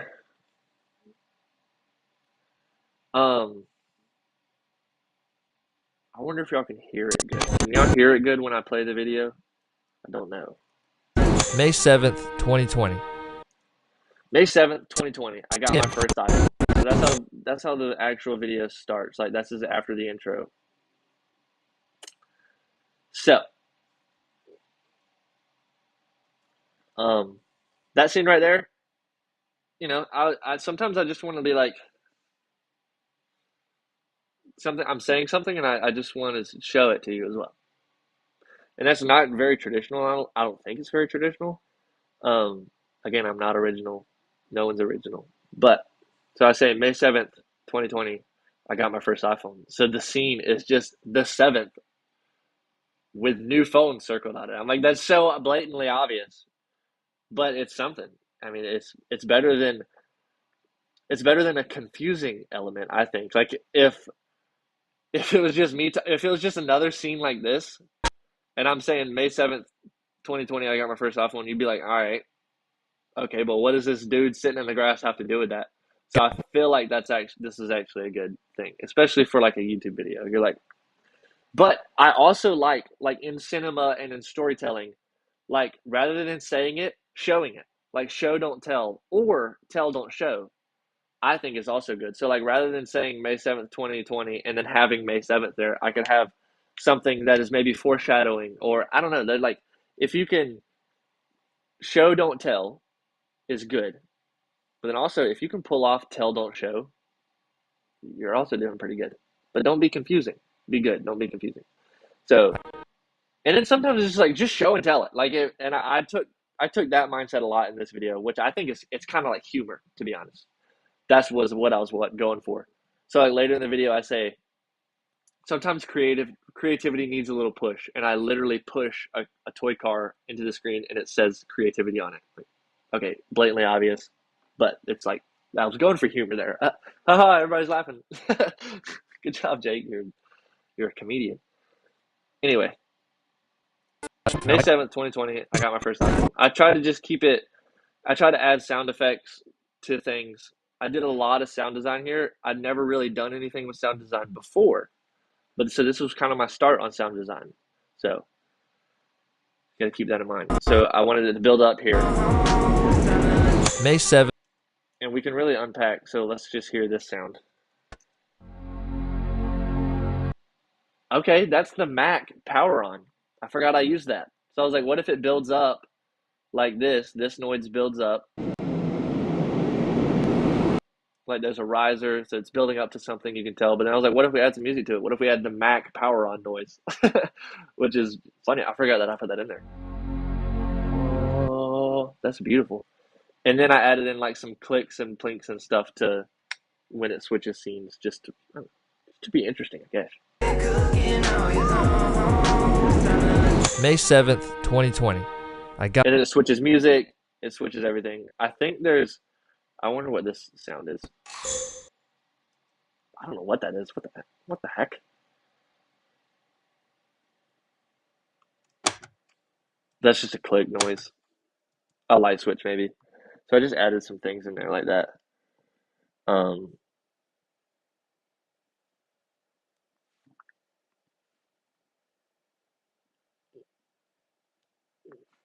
right, I got crazy text messages coming in right now.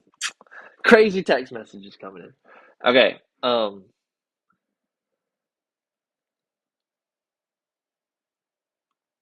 And then I added the click in again for the change of scenes. Like, is that necessary? I don't know, but maybe it kept people engaged. So 7th, 2020.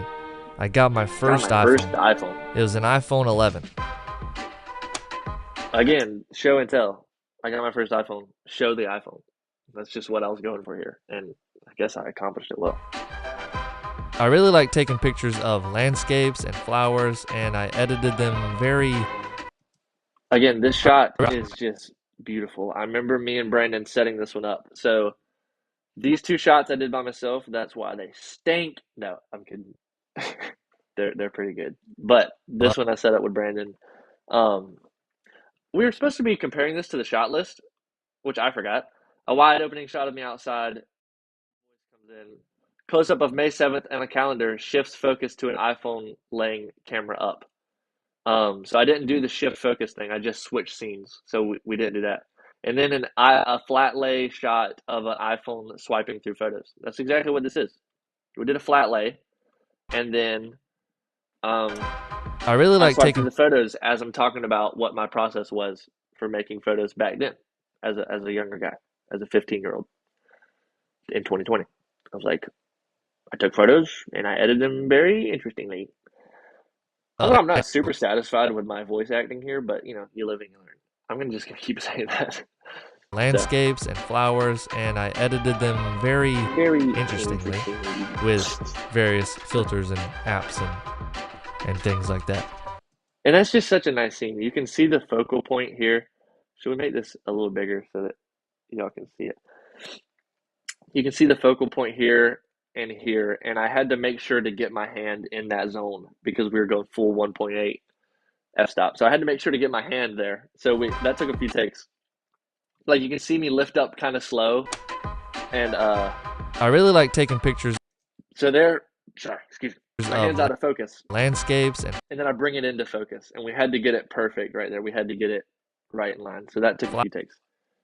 All right, next scene. So after a while of doing this, I realized I did this scene by myself, and what's illuminating that wall back there is quite possibly the most dangerous light ever. I found it in my church attic, and I was like, I might use this for my video. And obviously, no one else was using it because it is an actual hazard. It is a hazardous. It's very old. It could easily be from the 80s, maybe 90s, maybe early 2000s. I don't know, but it's so old. And it's like flammable, probably. Like when you turn that on, instantly there's a heat difference. Like you can feel the heat coming off of the light. And then it's metal, the whole light is. So it gets hot. Like I can't touch it. It has like these metal flaps to like direct the light, and I can't touch it. I have to go grab stuff to poke it with and move it because it gets so hot, like it'll burn you. And then it gets so hot that it'll heat up the room, which is nice in the winter. But I was videoing this in the summer. I did this video in the summer and it was hot. So like it didn't help that like my air conditioning already stinks in my studio, in my man cave studio, whatever you want to call it. The air conditioner is not great out there. So like it already gets hot, but then turning on the sun in the room does not help either. So that light, you're gonna see that light being used a lot here. And just notice, like just take into account that I was probably scared that it was gonna start a fire when I was filming. I was scared that it was gonna burn me if I touched it. So there's like a lot of fear and danger going into these video making. But I like this scene. I like that that is not the computer light. That is not the natural computer light lighting me. You can kind of see it right there, but I have a bar light, the same one that's right here doing this blue. I have a little bar light, and that is what is illuminating my face, not the actual computer. Computer's not that bright. I had to go fake. And then in the background is that toxically bright light illuminating my Lego collection and cheese ball collection, which is a story for another time. Next shot, I'm using that light again, but I'm pointing it at the back of the computer. This is a shot directly inspired by Gox. He does this shot a lot, but with a projector, and it's beautiful. So he'll have the subject there, which in this case is a computer, and I've seen him do this too. And I don't feel guilty for this at all because he just came out with a video called "Artists Are Thieves," and it's literally about just artists stealing ideas from each other, but putting their own spin on it, and how that's good and that's important, and you shouldn't steal, but it's good to copy and learn from other people. And so I was like, I love that shot. He does that so well. I want to try it. So the computer is lit by itself. Like the computer is an LED light up screen. So that's how you can see it. And then I added the light to the back of it, which is just interesting. And it's that crazy, flammable, dangerous light. And it's sitting on the wooden coffee table. So again, I was just scared. I was like, it's going to burn the table. It's going to just sear it. It's going to mess it up. So scared. But it looks really cool. That's one of my favorite scenes. I would probably say that's one of my favorite scenes. I researched a little bit, and in April of 2020. Also, this music is not Noah's music. This is from Artlist. It's just a remix of Beethoven's Fifth Symphony. It's just a remix. And I got it from a music website basically for like free. Well, not free, I'm paying for the app, but royalty free music. Basically, I'm not going to get copyright strikes using it. So that was not Noah's music. April of 2021. And that is a great noise right there. That it's like building up to something is so nice, but it sounds like a bunch of different things moving around. What a great, I need to use that more often. That is a great sound effect. And then additionally in that sound effect we have, so right here, I'm opening the Amazon box. I got the camera and I'm opening it up. And I was like, I want this to be like triumphant and dramatic. And if I had a fog machine, this would have looked so much better, but I don't have a fog machine. But like, imagine opening it up and it like glows everywhere. Like that's what I pictured. And I did pretty good. So watch. I got a Canon. But you can see I got that glow pretty good. It glows all the way up. But if this was like foggy, that would have been perfect. And I added like some light streaks to it. And that sound is only a select number of people might recognize this sound. But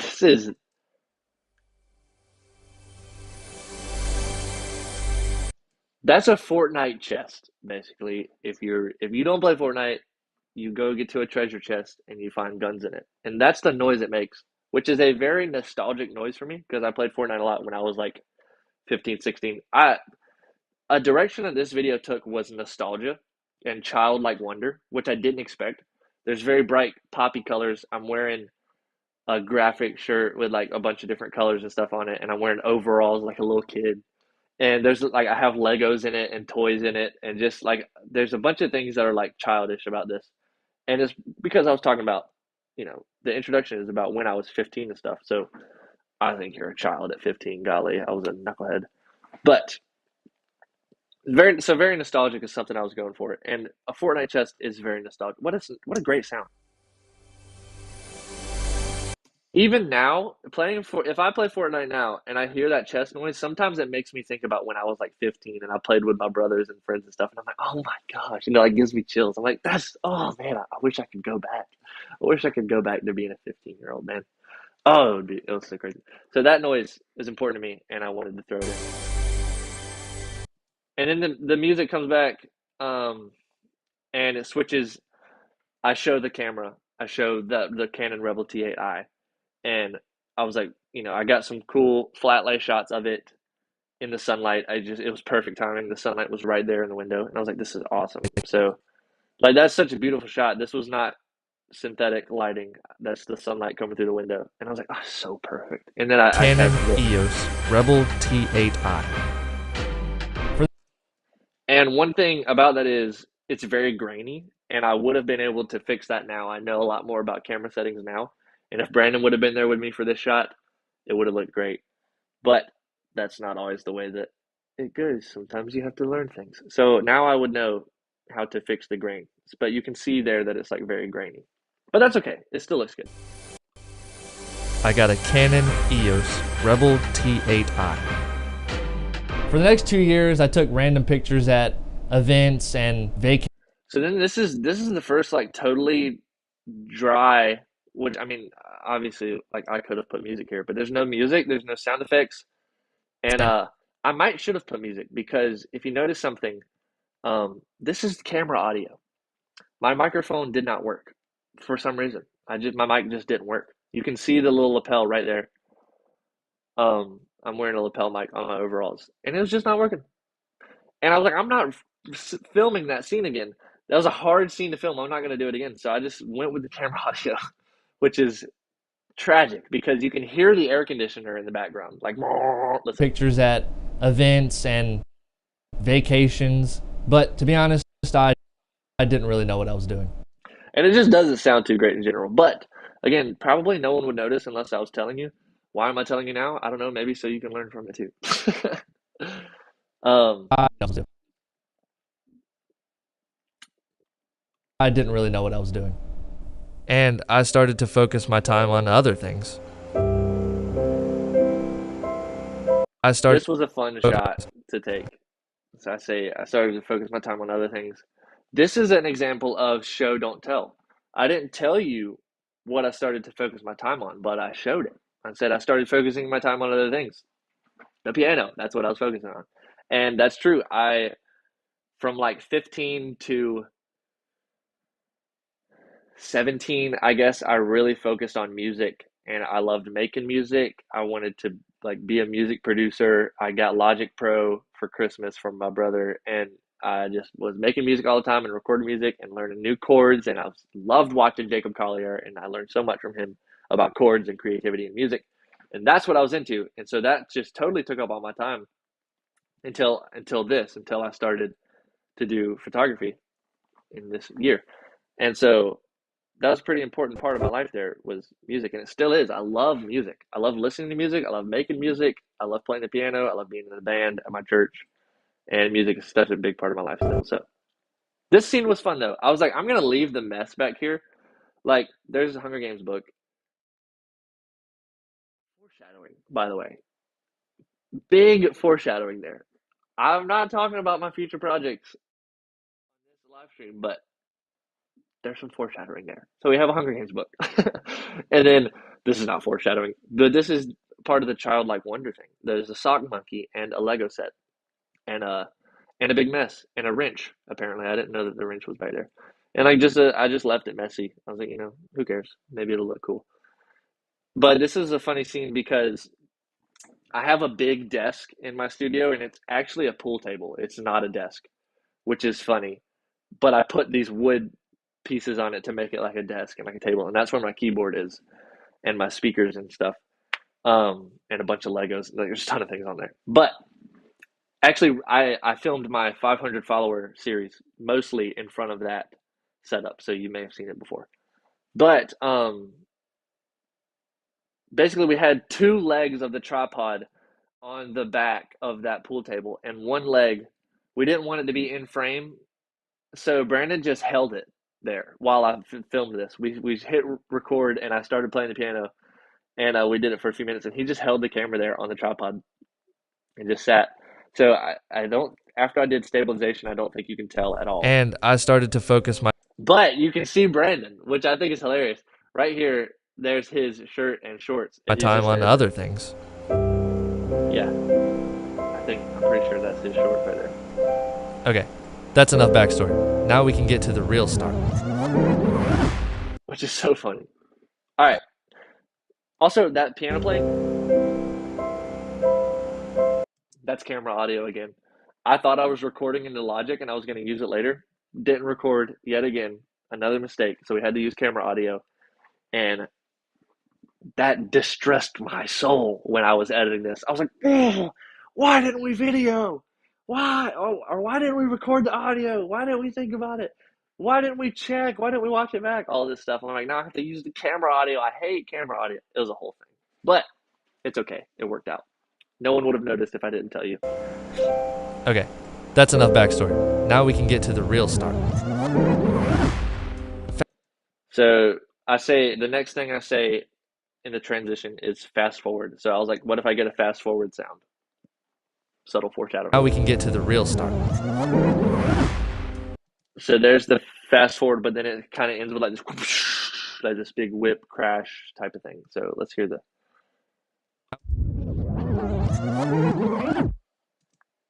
Ooh, that was kind of a cool cutoff. But then it cuts off on this sound effect. Wow. And then with the music, that's like, what an interesting noise. I probably searched whoosh in the sound effect thing. I use Artlist for all of my sound effects. Not a sponsor. Fast forward a little bit, and in May, And I like how it and it cuts straight to the music. now we can get to the real start. Fast forward a little bit, and in May of 2023, I went on a vacation to Spokane, Washington, and I took a few important things with me. My camera. So that music is from Noah's album. And then this shot right here, this is one of my favorite shots. I was doing this shot with, like, me and Brandon did this shot, and it looks great. I love the blue of that suitcase. You might see the suitcase again. Foreshadowing again. The suitcase. I just love that suitcase. Actually, if you watch my Instagram and you've seen it again, I used it in my airplane vlog. You see it. That's just my suitcase. It's not like a special suitcase. It's just the suitcase I always use when I go on trips. So, but I love the color of it. Again, like the primary colors here, we have like blue and then red Coke can back there and red shirt on that monkey. Which is the monkey is just a story for another time. But again, to the childlike wonder, like there's an old toy from when I was a little kid made an appearance.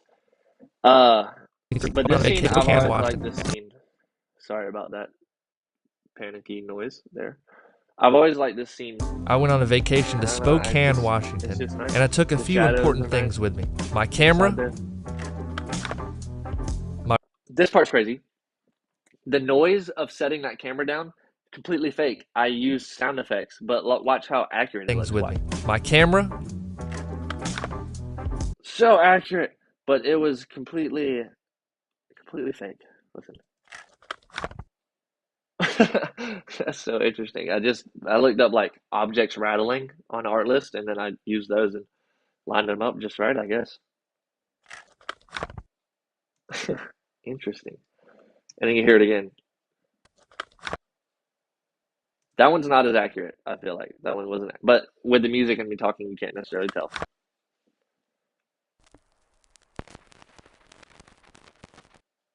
Oh, that was a little,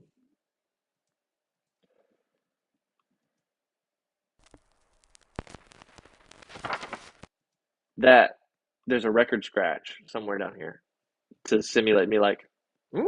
You're like, wait a second, because I say like I'm taking physical things like my camera and my phone, and then I'm like, and my desire to take cool photos, which isn't a physical thing. You're like, a desire is not a physical thing, but I was going with the desire to take cool photos, so I was taking it with me. I was like, what if I make it physical and I just have a physical version of my desire to take cool photos, and I put it in my suitcase. So that's what I did. I just wrote it on a ripped piece of paper, and you hear like the paper rattle and everything. So if you unsingle all of those, here's the total sequence there. Pro Max, and a desire to take cool photos. But the record scratches for like, what? Wait a minute. Why is he taking that piece of paper? I don't know. I feel And then that piano clip was from earlier, and I didn't end up using it. But I was like, where can I stick this? And I was like, what if when I pick up the suitcase, it goes and like kind of, I don't know. I just thought it was funny, but it fits right in with the music. like this Or it trip kind of was fits really right the in. starting point.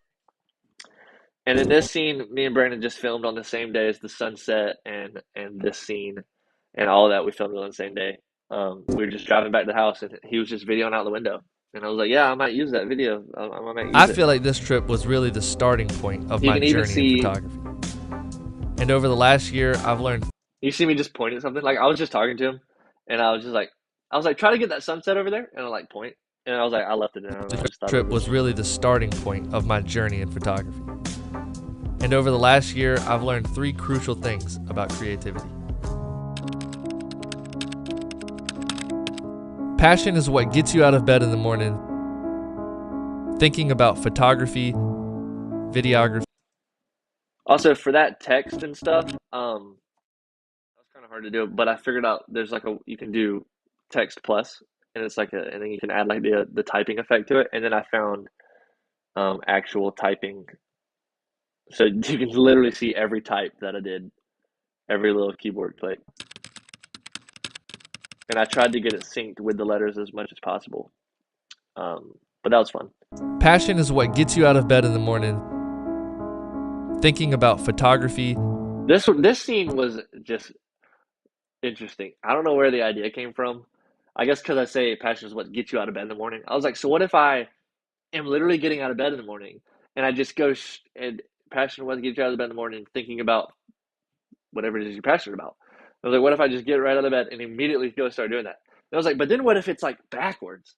And I'm like, I like get out of bed backwards. So I was like, so this took a few takes. Passion is what gets you out of bed in the takes. morning, And then my eyes open. thinking. But this is all backwards. So basically, I start at the table, and then I jump over the couch and I go get in bed, and you can tell it's backwards. But then I was like, we can do it like that, and then we'll reverse it, and then it'll look like I'm getting out of bed, but backwards. So, Thinking about photography, videography, like music, that's clearly in reverse. Then I jump or over whatever the it couch. is you love to do. I go straight to sit down. That was just so fun to make. I don't know. We laughed so much. Me and Brandon did. We just laughed so much because It's not that big of a room, so he was just like tucked against the wall and like went past. That's why like right here, the whole butt is just in the frame. That was not intended, but it was funny, and it was just because it was such a small room, and like I had to literally jump over the couch, like Videography, music, yoink, or whatever it is you love to do. and then I opened up my It's computer. what drives. This shot I filmed by myself, and this was one of my first few times playing with a full 1.8 lens, and which basically, if you don't know what that means, that's like the lower the f-stop, the more blur, like the more blurry it is. So 1.8 is like that's really blurry, but then like 11 is not that blurry, or at least not as much, and then like 22 was like not blurry at all, like everything is in focus. So when I had 1.8, I was like, this is awesome. So I used it a lot. I used it for this scene and the next few scenes. But it looks really good, and a lot of people are like, beginners overuse 1.8. I'm like, yeah, they do because it looks good. Like that's why beginners do it. They're like, oh my gosh, this looks good. So if you're a beginner, just go full 1.8. Just have fun, and then later try something new, try something different. Say, what would 11 look like in this scene? How can I make it look good? So, but for now, man, just do the 1.8. Like, just have fun. And for this scene, yes, 1.8 isn't always good, and we didn't always use it. If you're making a video, you don't want to go full blur all the time. But like for this, I was highlighting a detail, and if you're going to highlight a detail, one of the best ways to do that is close up with a lot of blur around everything except the detail that you're highlighting. So that's exactly what we did here. I kind of hate on people that hate on things. You might find me doing that a lot in these videos. I'm like, people are like, I hate when beginners use full 1.8. I'm like, why do you hate that? I'm like, maybe you need to get over it. Maybe you need to use 1.8 more. But anyway, It's what drives you to get over the mistakes you make. that is a fake. I'm pretty sure that's a Nikon sound effect on a Canon camera that I added in. That camera shutter. It's not the original camera shutter. It's what drives you to get over the mistakes you make, fix them, And then I put in, so basically I'm trying to say here, it's what drives you to get over the mistakes you made to fix them. And when I say fix them, like I delete the picture. That's what I was trying to simulate there. It's what drives you to get over the mistakes you make, fix them, and then learn something from it. And then I learn something. So I take another picture. I don't know. Simple thing. And then this was funny. I was like, what if I just like lean into the camera? So I was like in this funny position, like sitting down on the ground. And I was like, and I like lean right into the camera. And it took a few times to get it right, but it looks pretty good. That 1.8 again just looked awesome. So bright and blurry. I think passion is the spark that ignites your creativity, keeps you searching for any and every way to be better at what you do. How to get treated? I think good. Yeah. What do you think, Underrated? Hey, rock the mic with the agility of a gymnast. I don't know the words, but that's a great song. Love it. Thanks, Noah. But I mentioned this earlier in the beginning of the video, in the beginning of the live stream. This is my favorite scene, probably. I just like the music. I like the driving scene. I like when it cuts to my hand on the steering wheel. There's just so many things that are awesome about this. So let's just watch it together. I think good. Yeah. What do you think, Underrated? Hey, rock the mic with the agility of a gymnast, kicking it like skateboard P and a kickflip. Push comes to shove, cross T's with the full clips. 21 guns, I'm a savage. For me, inspiration can be found in pretty much anything, from songs. So there's the driving scene. Not much except music behind it, no sound effects or anything. And then this element there, like the film burn, so cinematic. Thank you, Zach. Kicking it like skateboard P. Thanks. And a kickflip, push That comes film element I got from like an app on my phone, and then I saved it as a video with just a black background, and then I overlaid it. Oh, whoa. Gymnast. Oh yeah, so this is the actual element. Rock the mic with the agility of a gymnast, kicking it like skateboard P and a kick. And then I overlaid it and turned down the opacity. I always want to say occupancy for some reason. I turned on the opacity. The gymnast, kicking it like skateboard P and a kickflip. Push at the bottom, even though this is clearly not an old home camera. And the home cameras didn't have film. Okay, I don't know. Whatever. Cross T's with full clips, 21 guns. I'm a savage. For me, so, and then this scene. This is actually, I can't tell if it's in frame, but somewhere over here is that sound system there, that cassette player sound system. It's back here right now. It's not in my home studio. It's in my office. It's actually stopped working, which is sad. But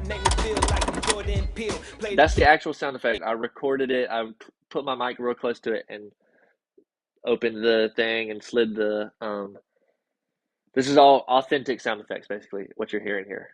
From songs. Like, that's what it actually sounds like. To a specific lyric or a video made by one of my favorite. So, I'm talking about, you can be inspired by anything. Whether it's a song, and then I put in a cassette to play it, or a specific lyric. And we talked about that earlier, everywhere, everything. Sometimes you can just be inspired by just like 2 words can just inspire you, and you could come up with a whole crazy idea for a whole thing. And so there's inspiration really can be found in literally anything. And then YouTubers, obviously, like Gawks right here. So I wanted to put the YouTubers that inspired me most specifically for this video.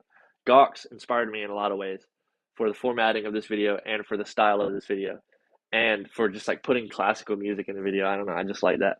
And then Peter McKinnon inspired me originally in 2020. Wait,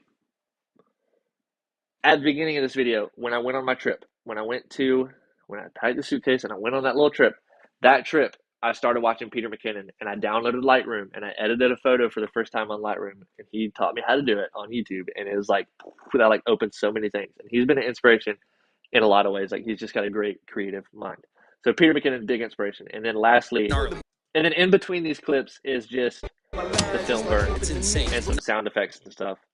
And then right here, and I just try to do different angles and stuff to portray just different, like visually interesting here.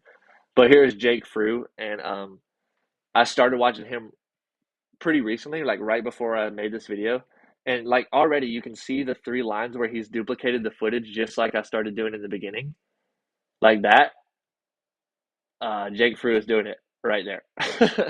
So like I thought I was original. Apparently not. Like one of my inspirations for this video was doing it, and he even does it in the video that I'm making, and I didn't realize it because I'm a cornball.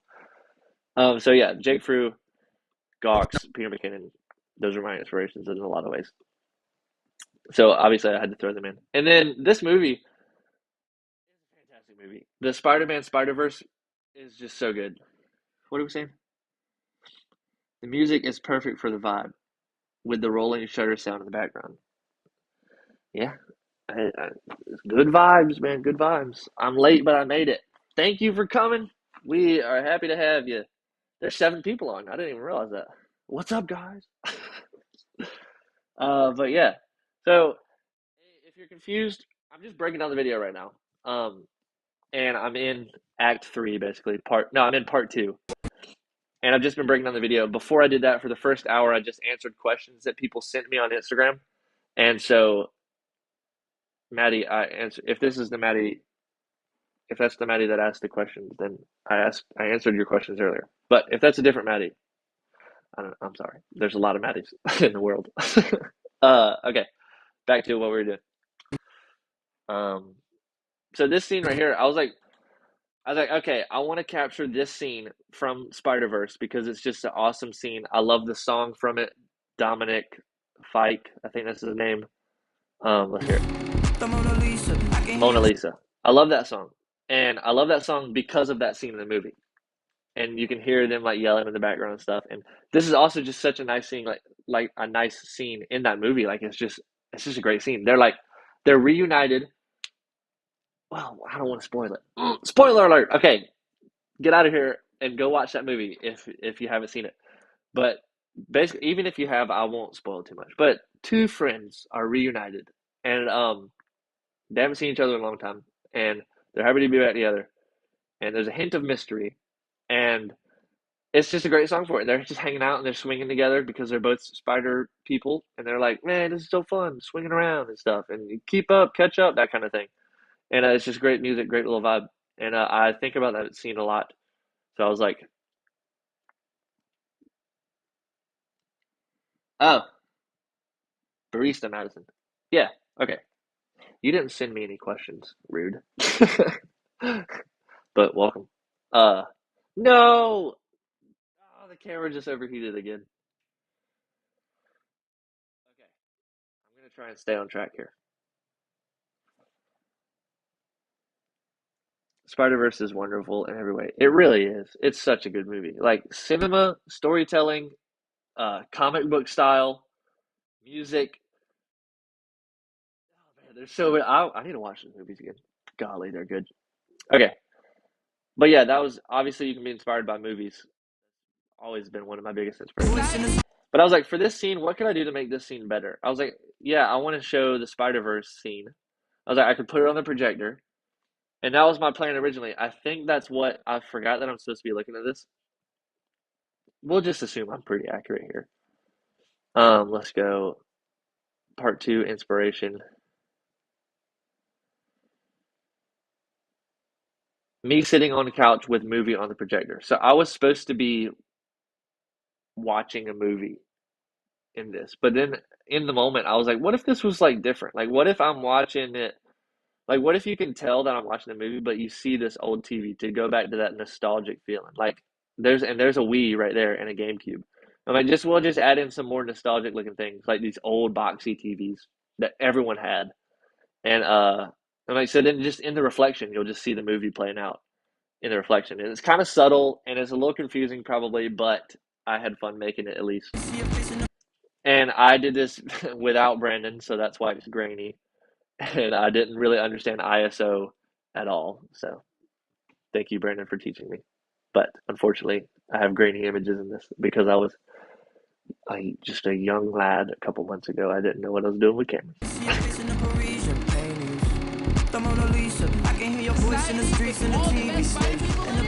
It's important to find a That was kind of a jarring cut there.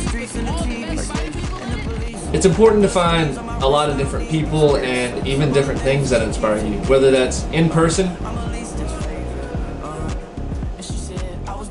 I was like, what if when I say in person, it cuts to literally a second version of me? People and I talked about this earlier. This was a very hard scene to film if you're just dropping in. This was a difficult scene to film, and more specifically, it's difficult to edit. even different things that inspire you, whether that's in person. I had to make two of me, and I had to make one of me blurry when I held the phone up. There was a lot going on. Or on social Or on media. social media. So I say or on social media, and I hold up my phone, and so then the whole background has to be blurry. But you can kind of see this line here where I struggled to be good at this. But that was a hard scene to tackle having no experience in that. So since I did it a difficult version the first time, if I do it again, it'll be easier, which I plan on doing it again, and I plan on doing it more complicated. So we'll see. Foreshadowing. We'll see if it actually goes well. But this is my friend Jetpack Jordy. We just met on Instagram. Like he followed me, or wait, no, I followed him, and then he followed me, and then we've chatted a few times just about photography and creativity and stuff. He's a great dude, great inspiring dude, and yeah, he makes cool content on the Instagrams. So go check him out, Jetpack Jordy. And so at that time, I hadn't really. I don't know, my Instagram journey was interesting, but he was one of the first people that I hung out with in like an Instagram context, like just DMing. But he's a cool dude. Go check it out. And then it cuts to me. I was like, I didn't know what to do for this scene. Let's go look and see. Wide angle shot of me saying this and then putting my phone in front of the screen when I say social media. It's important to find people that inspire you, whether that's in person or on social media. That's pretty good. See, I just said a wide angle shot of me saying this. I never said the thing about two people. I had that idea in the moment. I was like, what if I do two like two? So maybe I could have planned it better. It unlocks new perspectives that you might not be able to find on your own. So this was also added in. You notice I didn't have a shot for that sentence. It unlocks new perspectives. I didn't have a shot planned for that. And I knew that I kind of needed one. So I just was like standing by the camera. I was like, I'm just gonna stand here and then I'll just lean over and say it to the camera. I think that helps you find a new perspective that you might not have been able to find on your own. So now we're going to part 3, the final part. Also, this is just a random note that I thought of. All of these, where it says part 1, part 2, part 3, and the letters come across the screen, I was gonna do it with just a black screen and the letters show up. And then later I was like, that's boring. I was like, what if I just use the next clip? Like whatever the next clip is, what if I just put that there under it? And that saved it so well. It looks so much better. Because look at that part 3 responsibility, and then Responsibility. it comes into focus. That's super cool. I love that. So it's like part 3 responsibility, and then the word that comes into focus Responsibility. is responsibility, and I'm typing that. I love that scene. I just love that so much. I had so much fun making that. And it would have been so much more boring if this was what it looked like.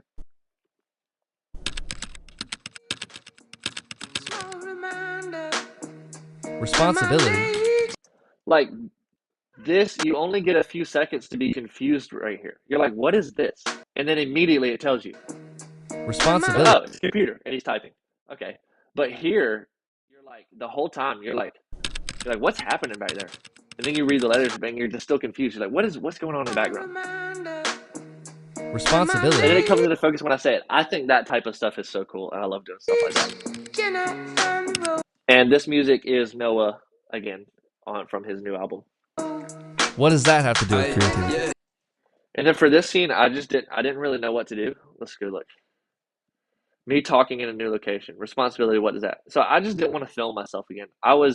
By this point in the video, I was tired. I stressed. I was like, I have to finish this. I have to finish it fast. I was so stressed. You can ask my parents and my friends, if any of them talked to me at this time, I was stressed. I was like, I got to get this video done. I want to get it done. I'm still filming. It's so difficult to film by myself. Brandon is a working dude. He works a lot, so he couldn't just be there to hold my hand the whole time I made this video.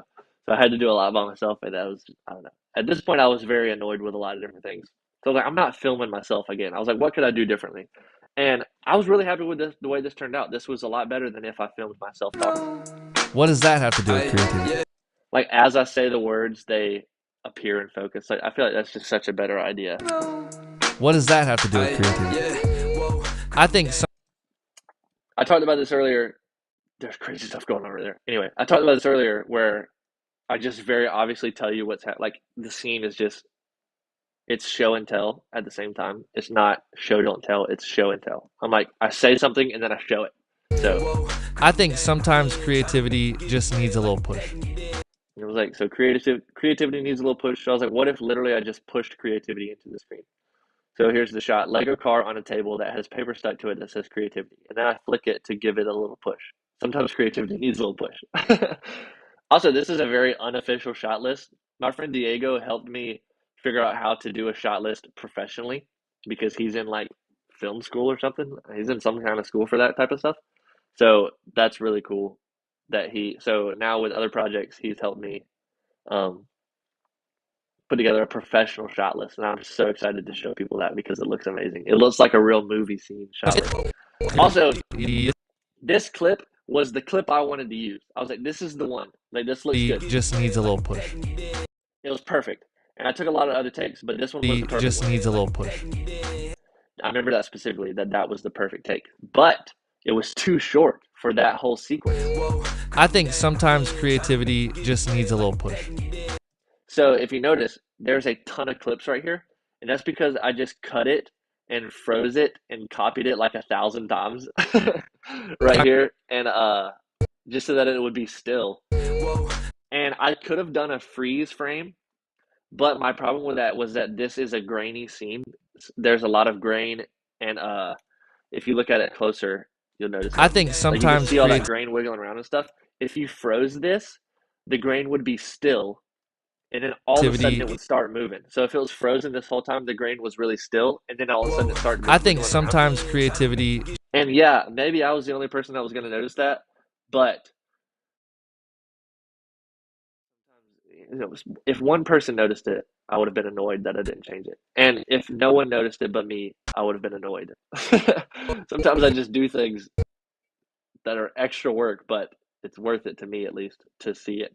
So to see that grain wiggling around, because I literally copied segments of the video. Like I would go to the video and I would cut it like that, and then I copied that segment so many times.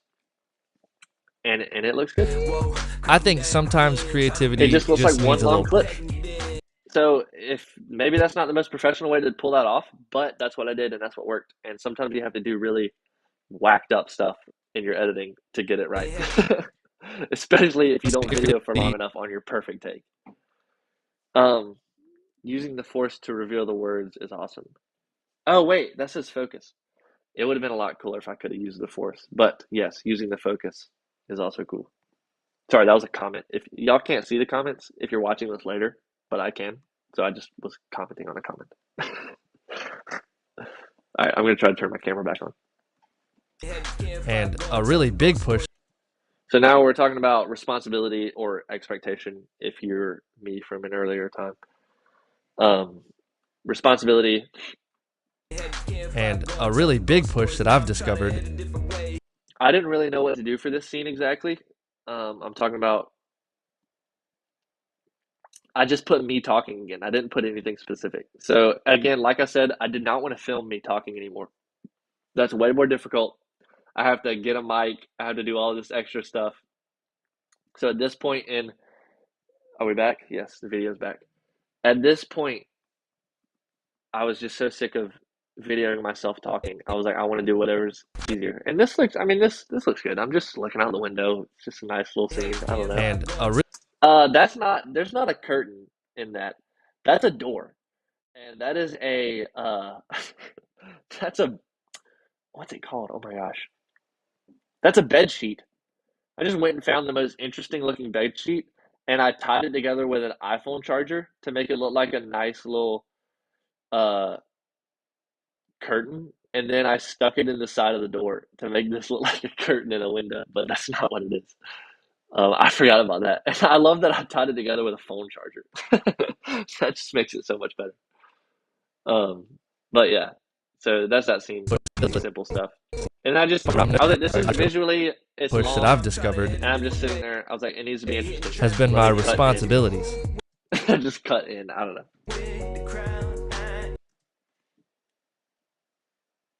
I'll see if I missed any comments. A couple of Couple of them recently have been posting on Instagram. That's what I say next. And so I was like, what if I just show, my posting on Instagram, like scroll through it and stuff. And then I do like a cool flat lay. So again, we're going nostalgia. So basically, these are floppy disk. And if you are a Gen Z, you might not know what a floppy disk is. But basically, this is a storage card, like an SD card that goes in a camera and a computer and a thumb drive. That's what that is, but a big flat version from a long time ago that had basically no storage. Like it has like megabytes on it. So that's what that is. And they're cool looking because they're colorful and they're big and they're metal and plastic, and I love them. And I have a ton of floppy disk. And one day I'm going to use them for something cool other than video background assets. And then additionally in this photo we have an old Canon film camera and an old so that's a photo camera. That's a Canon 8 mil excuse me. Canon AE1. It's a 35 millimeter photo film camera. Then this is a film video camera, which is awesome. I got that for my birthday from my brother-in-law. If you're watching, thank you. This it's 8 millimeters, so it has a spiral of film, and you crank it, and it goes,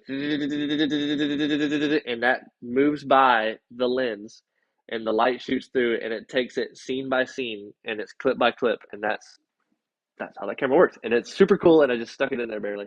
And then this is a Lego set right here. That's the Lego Avengers plane, and just barely in there just to add some depth. And then this is an old comic book, but on the back of the comic book was a shoe ad for like it's like the most 90s looking shoe. It's Foot Locker, and it's the most 90s looking shoe, and then the most 90s looking kid on it. And I was like, that's so nostalgic. So we'll just put that in there too. But it's like it's weird to see like old film cameras, floppy disk, 90s posters, and then an iPhone with Instagram on it. So I don't know, contrast, I guess. a couple of them recently have been posting on Instagram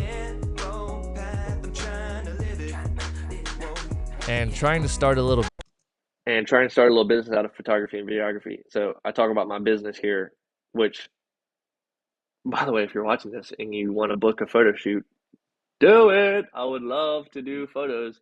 Shoot, you know what? Side quest, a sneak peek.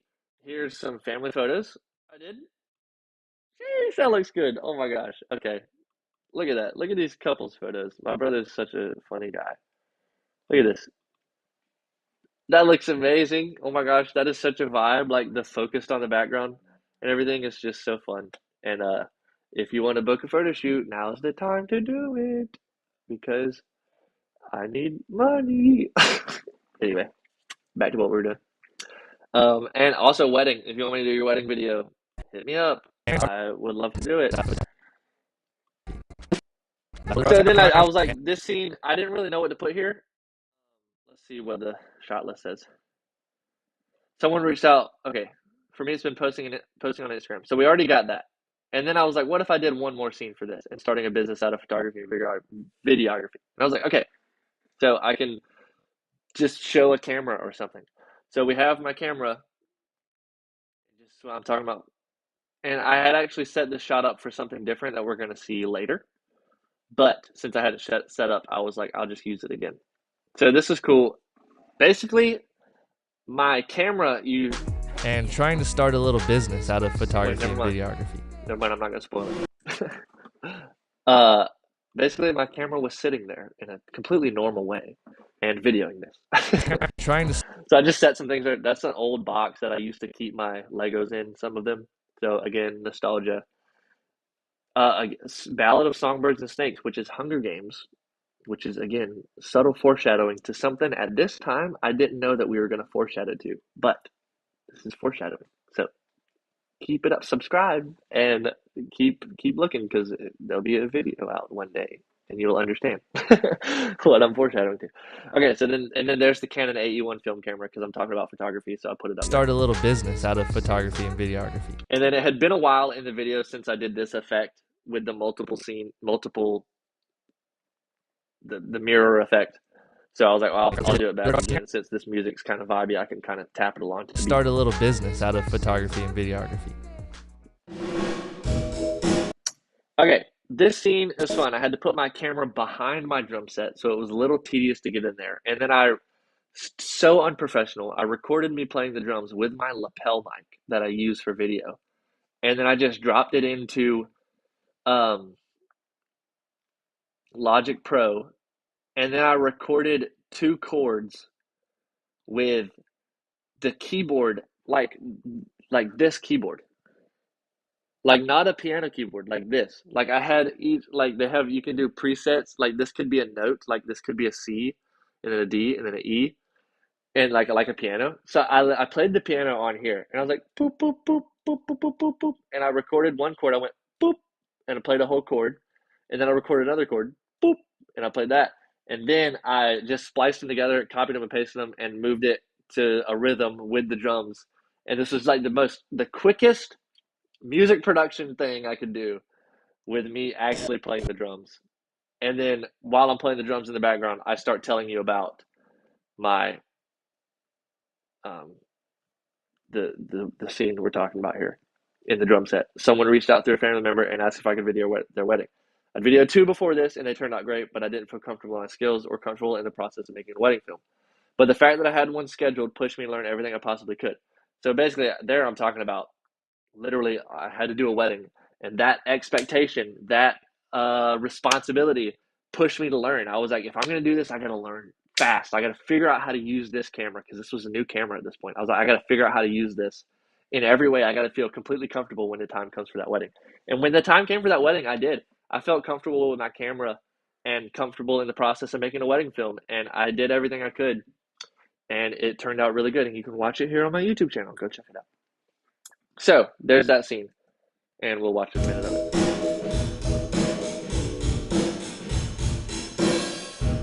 Not too long ago, someone reached out through a family member and asked if I wanted to video their wedding. Now, I've done 2 wedding videos before this, and they turned out really good. But to be honest, I just didn't feel comfortable in my skills or comfortable in the process of making a wedding film. And that was like perfect timing. Like it ended right when it needed to, right at the end of the thing. That's good. I don't know if I planned for that to happen, but it happened. So then it cuts to the shot. We talked about this earlier in the beginning of the live stream, where basically my camera's on a tripod, and I balance it on 2 legs, and I pull it back like this to 3 legs, and then I lift it up on those 2 legs, and I pan it in like that. And that's how I did that crane effect. And I put it in manual focus, so the focus was fixed on a certain point, and you would only see what was in focus when the camera reached that point. So when the camera got there, then you would see what was in focus, because up until then it had been blurry because it was in manual focus. It was perfectly set. So I did that scene, and I said earlier it could have been better, but it turned out the way that it did, and it actually looks pretty smooth considering how I actually pulled it off. But the fact that I had one scheduled really pushed me to learn everything I possibly could to deliver the best possible film for this couple. So for Earlier, I forgot, we talked about my favorite parts of the video. The end is my favorite part of the video. I forgot until now, but I love the pacing of it. I love the way the music builds. I love that song. I love all the clips that I did, and I just love everything about the whole ending.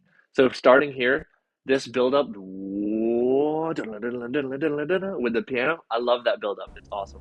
But and then the the fact whole rest of the video to the end is just so good. I love it so much. But the fact that I had one scheduled really pushed me to learn everything I possibly could to deliver the best possible film for this couple.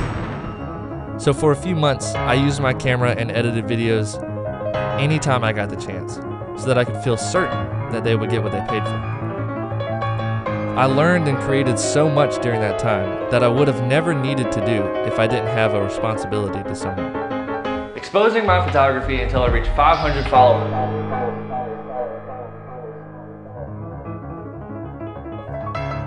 Once you have passion and inspiration, you can get to the skill level to have a responsibility. So find something you're passionate about, dive head first, learn everything you can, and see where it goes. You might just surprise yourself.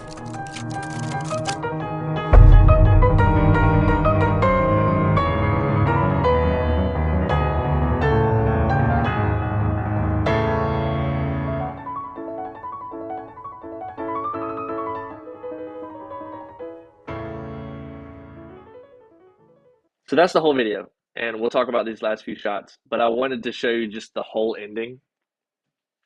Hopefully you've seen it. Hopefully you've watched the video. But I wanted to show you like the whole ending right now because that's my favorite part of the video is the end. Like the pacing, the shots. I was like proud of all of these shots and the pacing and the music and oh man, it just worked so well. And then it just felt like a good ending too. So I was super excited about all this. So I talked about that scene. And this one I literally just let's see what I'm saying here. So for a few months, Okay, so I wanted to talk about how I was working on videos. I was editing all the time. I was editing my Instagram videos, the 500 follower series. Another reason I did that 500 follower series is to grow in my skills for this wedding. I was like, I was already doing it, but then I was like, all right, if I'm gonna do this 500 follower thing, every video I need to do from now on needs to be with my camera, and I need to talk and do the whole process, the whole editing process, to learn so that I can do this wedding to the best of my abilities. So that's what the 500 follower series shifted to: how to learn to make videos and pacing a story and using all of my gear for this wedding. So it served a great purpose. Um, anyway, I just got distracted. Sorry. So this, I wanted to portray editing a lot. I couldn't really portray making a video. I had intended to do something here like this. The end changed a lot.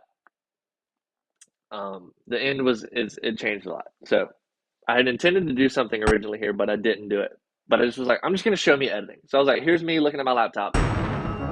So for a You can see few me months, working I used and my editing. camera and edited videos anytime I got the chance. And it cuts in every time with the music, which I love. And right here, I was on the phone with someone, and they made me laugh while I was videoing.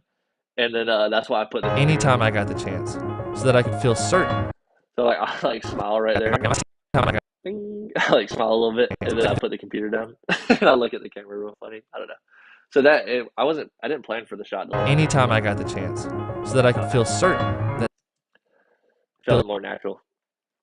And then there is a shot of my editing process, which is a video I actually never ended up making, but I might use that footage, or at least that idea later. But it was supposed to be an Instagram video, um, right there, and you can see it right here. But yeah, it was like with these clocks and everything. It was a great idea, but I forgot to make it. that they would get what they paid for. I learned and created so much during that time. So I show DaVinci Resolve, which is where most of my creating was taking place, was on the editing software, because I was making the video and then I was editing it to learn how to make and edit a video in a wedding context. so much during that time that I would have never needed to do if I didn't have a responsibility to someone. Exposing my photography. And then this is a reference to obviously how much I learned from the Exposing My Photography series. The reverberating book slam at the end is amazing, and the fast piano matches the content you covered in those editing scenes perfectly. Sheesh, what a compliment. Thanks. Yeah. Again, I agree with you. The end was just perfect. I was pretty proud of the end. So I'm glad other people were too. Um, and the end wasn't as good. This is one thing. I can say that I'm proud of the end because it wasn't as good the way that I had it. And so I had it a certain way, and I showed it to people. And I showed it to Brandon, and he said, maybe you should pace this a little differently. Like the pacing right here at the end isn't right. Like maybe you should change some stuff. So we did. We changed some things, and it was like then it was like so perfect. So like yeah, like maybe if you go do something by yourself, like it can be really good. But if you involve other creatively minded people, it can be so much better. Like if you get other people to, and then like before you post something or before you finalize your project, whatever it is, it doesn't have to be a video, whatever your project is, before you finalize it, like show people, tell people about it, get other people's opinions. That helps so much. I showed a lot of people this before I posted it, and I got a lot of good feedback and a lot of corrections were made. So definitely, if you're a creative person and you're doing a creative thing, bring other people in. Just bring a ton of people in, whether they're creative or not. People are opinionated. Everyone's opinionated. I like my. You think my baseball playing brothers know anything about video making? Not necessarily, but they know. They've watched a ton of videos. They've watched YouTube their whole life, maybe most of it. So like they're gonna notice things that I might not have noticed in this position. So ask anybody, ask everybody for advice on your creativity, and it will help you so much. So yes, I can be proud of this ending here because it is good because of other people and because of the ideas that I had. It's not just reliant on me. That I would have never needed to do. So this scene, this is the one I was going to reference earlier. It's basically the same scene here as there. It actually looks better in the first one, to be honest. But my phone, I don't have a slider. I'm about to get one for the video I'm about to make. It's basically this track, and your camera goes on a track, and it slides perfectly smooth on the track. And I'm like, that's awesome. I want one of those. So, but this was the idea. I wanted it to be like this slider. So you can literally see right here, the wood. I had the wood panels from my table. I just set them down on the floor, and I built a Lego car specific. Wait, I didn't actually build one. I used the car. I just remembered. I used the Mustang from. Oh, what scene is it? Come on. I was focused on it. That was the scene. All right, right here. That Mustang, in the corner. I just set the camera on it, and I held the camera and the Mustang as one unit, and I just rolled it towards the subject with the same focus where the focus had to be in the perfect spot. It was in manual, and I just rolled it until it was perfect, and I stopped the video, and that was it. But this took so many times because I wanted it to arrive to the location. I wanted the camera to get there right as I was saying. Um, Exposing my photography until I reached 500 followers. So I wanted it to get there right when I said that. So I had to do this take so many That I would times. have never needed to do if I didn't Skippy, hold on. have a responsibility to someone. Exposing my photography until I reach 500 followers. I had to do that take so many times, but it was perfect. And then the way it cuts, boom. And that's what Brandon helped me realize there was that it was really bad before. And the echo, followers, followers, followers, followers, followers, how it echoes into the next scene and the piano hit, boom.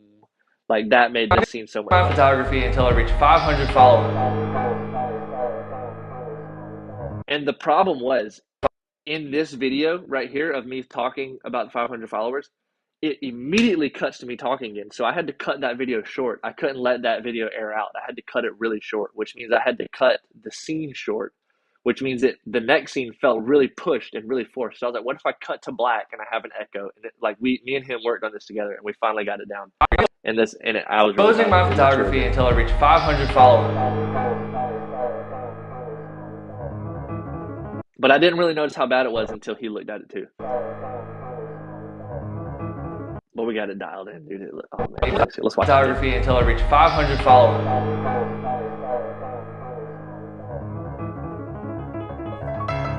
Once you have passion and inspiration, And this shot was the same day that we recorded all that sunset stuff, that opening scene. It's right there. You can tell it's a similar spot.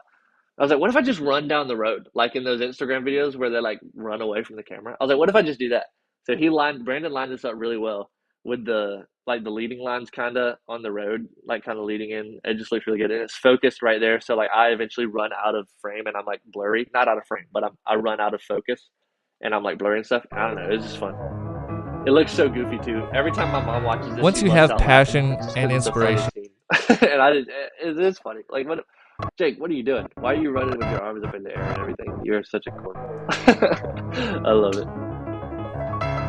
once you have passion and inspiration, you can get to And the then the skill jump at level the end. to have a responsibility.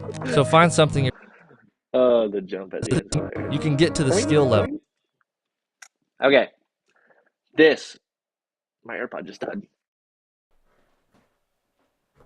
We've been streaming for a long time, way longer than I had intended to. Um, have a responsibility. So Okay. find something. So find something you're good at. Okay. So here's the scene. Again, spectacular scene. Brandon, help me with this one. I love the red. I love how much like red and orange this is, but then you get a little bit of blue from this image right here. And this is just a little photo book I got for like $5. It's like just how to do photography, but it's from like the 60s, which is so cool. But it's actually still very applicable things like knowledge to have. Like that right there is just telling you how to set up lighting. Like that's so helpful. And that was helpful in the 60s and it's helpful now. But this scene again, we're going nostalgia here. So you have an old camera. I want to say that's an old camera. That's an old flash, and then you have the old phone and the old book, and this nostalgic feeling. It's like blurry and very bright colors, and I love the red. So just very nostalgic. That's what we were going for. And you can actually see the light we used right there. It's peeking in just a little bit. To So have a responsibility. So find something you're passionate about. that paper rattling is also fake, which it looks so real, but I got that element from Artlist. That's just a paper noise. But it was like, oh, it's so perfect. And if you watch it with the music. To have a responsibility. So find something you And I like that the music kind of calms down here. can get to the skill level. Thanks, Beethoven, for that. You can get to the skill level to have a responsibility. So find something you're passionate about. Dive head first. Learn everything you can. Both of those scenes are also so good.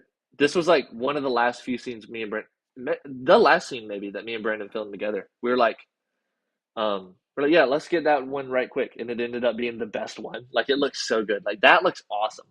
I was like, let's go full 1.4 on this lens. And that looks so nice. The bokeh in the background, which if you don't know what that means, that's just the circles that blur does right there. Um, and it just looks so good on that phone and all over here. And then, oh man, the grain just looks good, which we'll talk about the grain in just a second. So then there's that scene, just really close up. You're just learning from this book. That's what I'm talking about. Dive head first. Learn everything you can and see where it goes. Also, that picture right there is so good. Like, what a great picture. This is obviously 35 millimeter film. And I don't know, it's just a good picture in that book. I need to read that book. Learn everything you can and see where it goes. All of that page flipping is fake. That's all sound effects. You can see them right here. And see where it goes. You might just surprise yourself.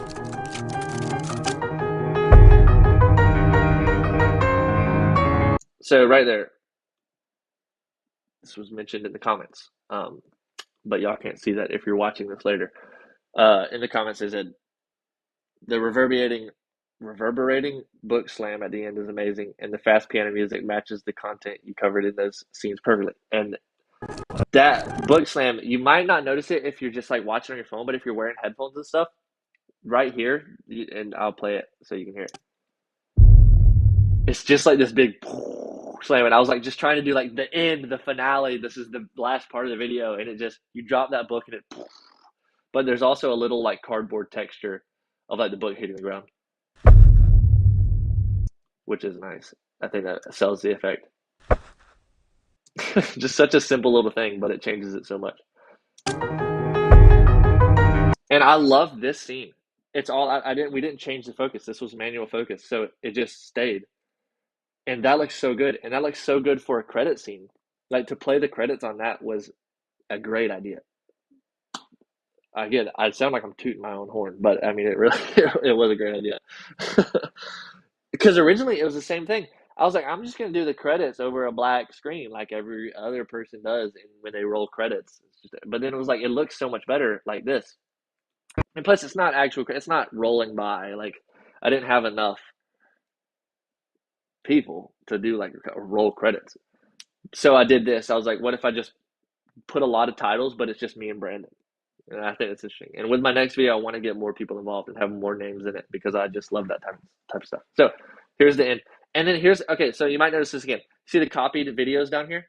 Copy and pasted over and over again? It's because it's the same thing. I did the freeze. I froze this image to make it longer, but the grain stopped. It just stopped wiggling, all that grain. And I was like, that looks so stupid. And I hated it. And I know that no one else would have noticed, but I would have noticed, and I hated it so much. So I was like, I have to redo this. So I did the whole copy and paste thing of the scenes. But you can watch that grain, and it wiggles, and you never notice the cuts.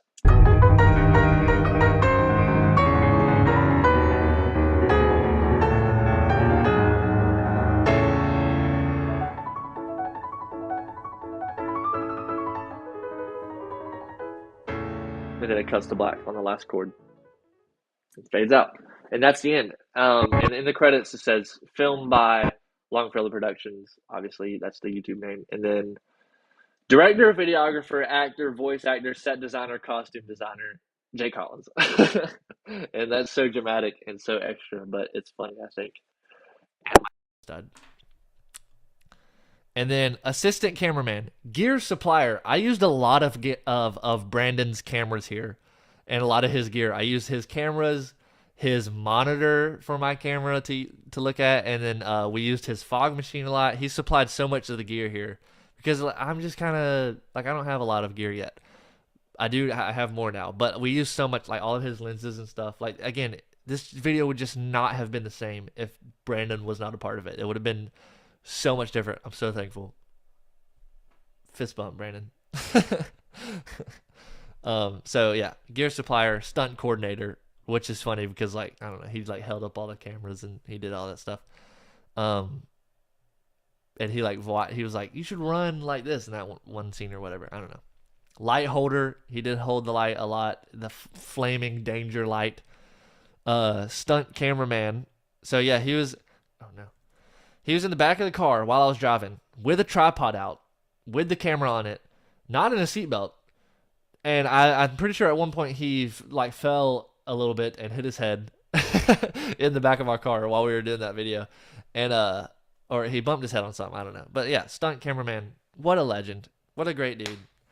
Camera settings wizard. Again, the best scenes in this film are because Brandon was there videoing it, and it's just different. Like if you got a friend that knows what they're doing, get them involved with your projects and stuff because it's going to help so much and you're going to learn so much. And I learned so much from him here. And then assistant set designer, like that whole scene right there, we did it together. A lot of these scenes we designed together. Like we just, what if we put this here? What if we move that light here? And that's so fun to do. As like if you have a person that's just another camera person, it's so fun to just do camera things with them. And I can't wait until we have like just multiple people like involved in these videos and working together on stuff. That just sounds so fun to me. I just want to keep meeting people and just meeting new people. So if you want to help out with something, let me know what you do, what your skill is, and we'll work on something together. I love that type of stuff. And then moral support. Obviously, like I said at one point in this, I get grouchy when I'm working by myself. So just having someone there to help me and just to be there and be like, to have fun with me. I just have so much more fun. And when I'm having fun, I'm more creative. If I'm grouchy because my camera overheats or whatever, the video is not going to be nearly as good. So Brandon was definitely moral support. Brandon Johnson. There we go. And then this was a major part of my story here, but I forgot to put that in the script. So then I forgot to put it in the shot list. And then I was like, I can't really revise because remember I did this all in a week. I was like, I can't just go back and make revisions and stuff. So I was like, I'll give my sister a very special place in the credits. Special thanks to my sister for telling me to upgrade from an iPhone 11 to a real camera. And that's exactly what happened. I had a phone and she had a baby. And she was like, get a camera so that you can take my family pictures for the rest of my life. Get a camera and use it so that you can take pictures of my family for the rest of my life. That was pretty much her pitch. And then obviously there were other reasons I would have fun taking photos. I had fun taking photos on my phone. So she was like, upgrade, get a camera. So I did. I started saving. And she was a big part of that. And naturally I owe it back to her. And so she gets her family pictures. And now she has 3 kids, and I am her loyal photographer till the day I die because she started me off on this crazy journey just with one good suggestion. And now look at me. Now I have a $3,000 camera, and I'm surrounded by all of this amazing gear, and it's been such a fun journey, and I've had such a great time, and I'm thankful to all of the many people that were involved in this and that have helped me grow as a person and as an individual. And all of the people that have kept up with my shenanigans, that have just followed me on Instagram, followed me on YouTube, the people in my church that just were like support. They were like, they saw me the next Sunday after I posted this, and they were like, that video was awesome. And just people like that, they just make you want to keep going. And when it comes to motivation, we talked about that earlier. It also comes from having a supporting friend group. And all of my friends have been supportive of all of this crazy stuff I've been getting into. Like my best friend and both my best friends were in videos, and all of my other I just have a lot of best friends. My best friends, they all just comment, and like if all of my loyal people just commenting, sharing all of my videos is so beneficial because I don't understand the algorithm, and I kind of do specific things to fight against the algorithm sometimes because I'm rebellious, which I'm figuring that out. But like y'all sharing my work has been so helpful, and I would probably still have like 130 followers if it wasn't for y'all. So thank you so much. Again, this is so fun. Like y'all gotta just, if you have a hobby, just dive headfirst into it. Learn everything you can, and see where it goes. It's so fun. Like having something to do and having a hobby like this and getting other people involved, other people that enjoy it too. It's like, oh my gosh, like so much can be done. So many great things can happen from things like this, from simple things. And maybe if that's not your thing, maybe creating something or doing big projects like this isn't your thing, but like just being a good person can be your thing. My sister she just knew that I would like having a better camera or a good camera. She just knew that I would. And she knew that she could get some good pictures out of it as well along the way. But deep down, I mean, she just knew that I would have fun with it. And now look at where we are. Like it's just so inspiring. And that was just like one little, like, just go inspire other people just by the way that you live and the things you say and the things you do. And then you can change lives. And if you change lives, somewhere down the line, you can change the world. And I think that's a very special thing.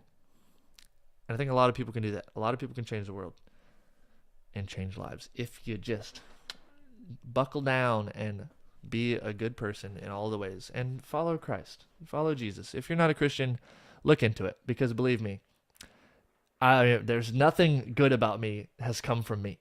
It's all come from my relationship with Christ. And if you are missing that in your life, you're missing out on a lot of things. And I definitely recommend you look into that. Okay. I think that's the end. I think that's all we have. We covered everything. We covered all the questions, and we covered the whole video. Boom. And this is way longer than I intended it to be. 2 hours and 53 minutes. Or something close to that, because I think I'm going to trim off the beginning. But thank you for watching, the people that are here. And then thank you everyone that joined in at some point. And thank you for everyone that's going to watch in the future. I'm going to publish this as a YouTube video so you can look back at it. And I think my hope here is that hopefully this helps people understand maybe the formatting of a video, and maybe can give people some ideas on editing videos if that's your thing. And if that's not your thing, maybe this can help you understanding the formatting of learning and growing the passion, inspiration, expectation. That works. That's a formula that I've used a lot in life so far since I made this video, and it works in a lot of different things. So start looking for that. Start noticing. Even if you're like doing like homework or something or something you don't like, just start like, where does expectation lead into this? Where does responsibility lead into this?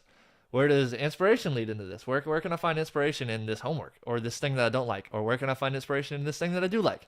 Start just plugging yourself into the 3-part situation there, and see how life turns out. And then thanks again. Thanks for being here. I'm sorry my camera overheated twice. Maybe one day I'll get an FX3. All right, I'm gonna end the stream now. That's all she wrote, folks. So,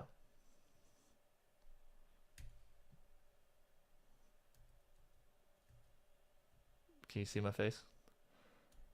Hey, I should have done this a minute ago when I was saying my inspirational stuff. I think you could have seen my whole face.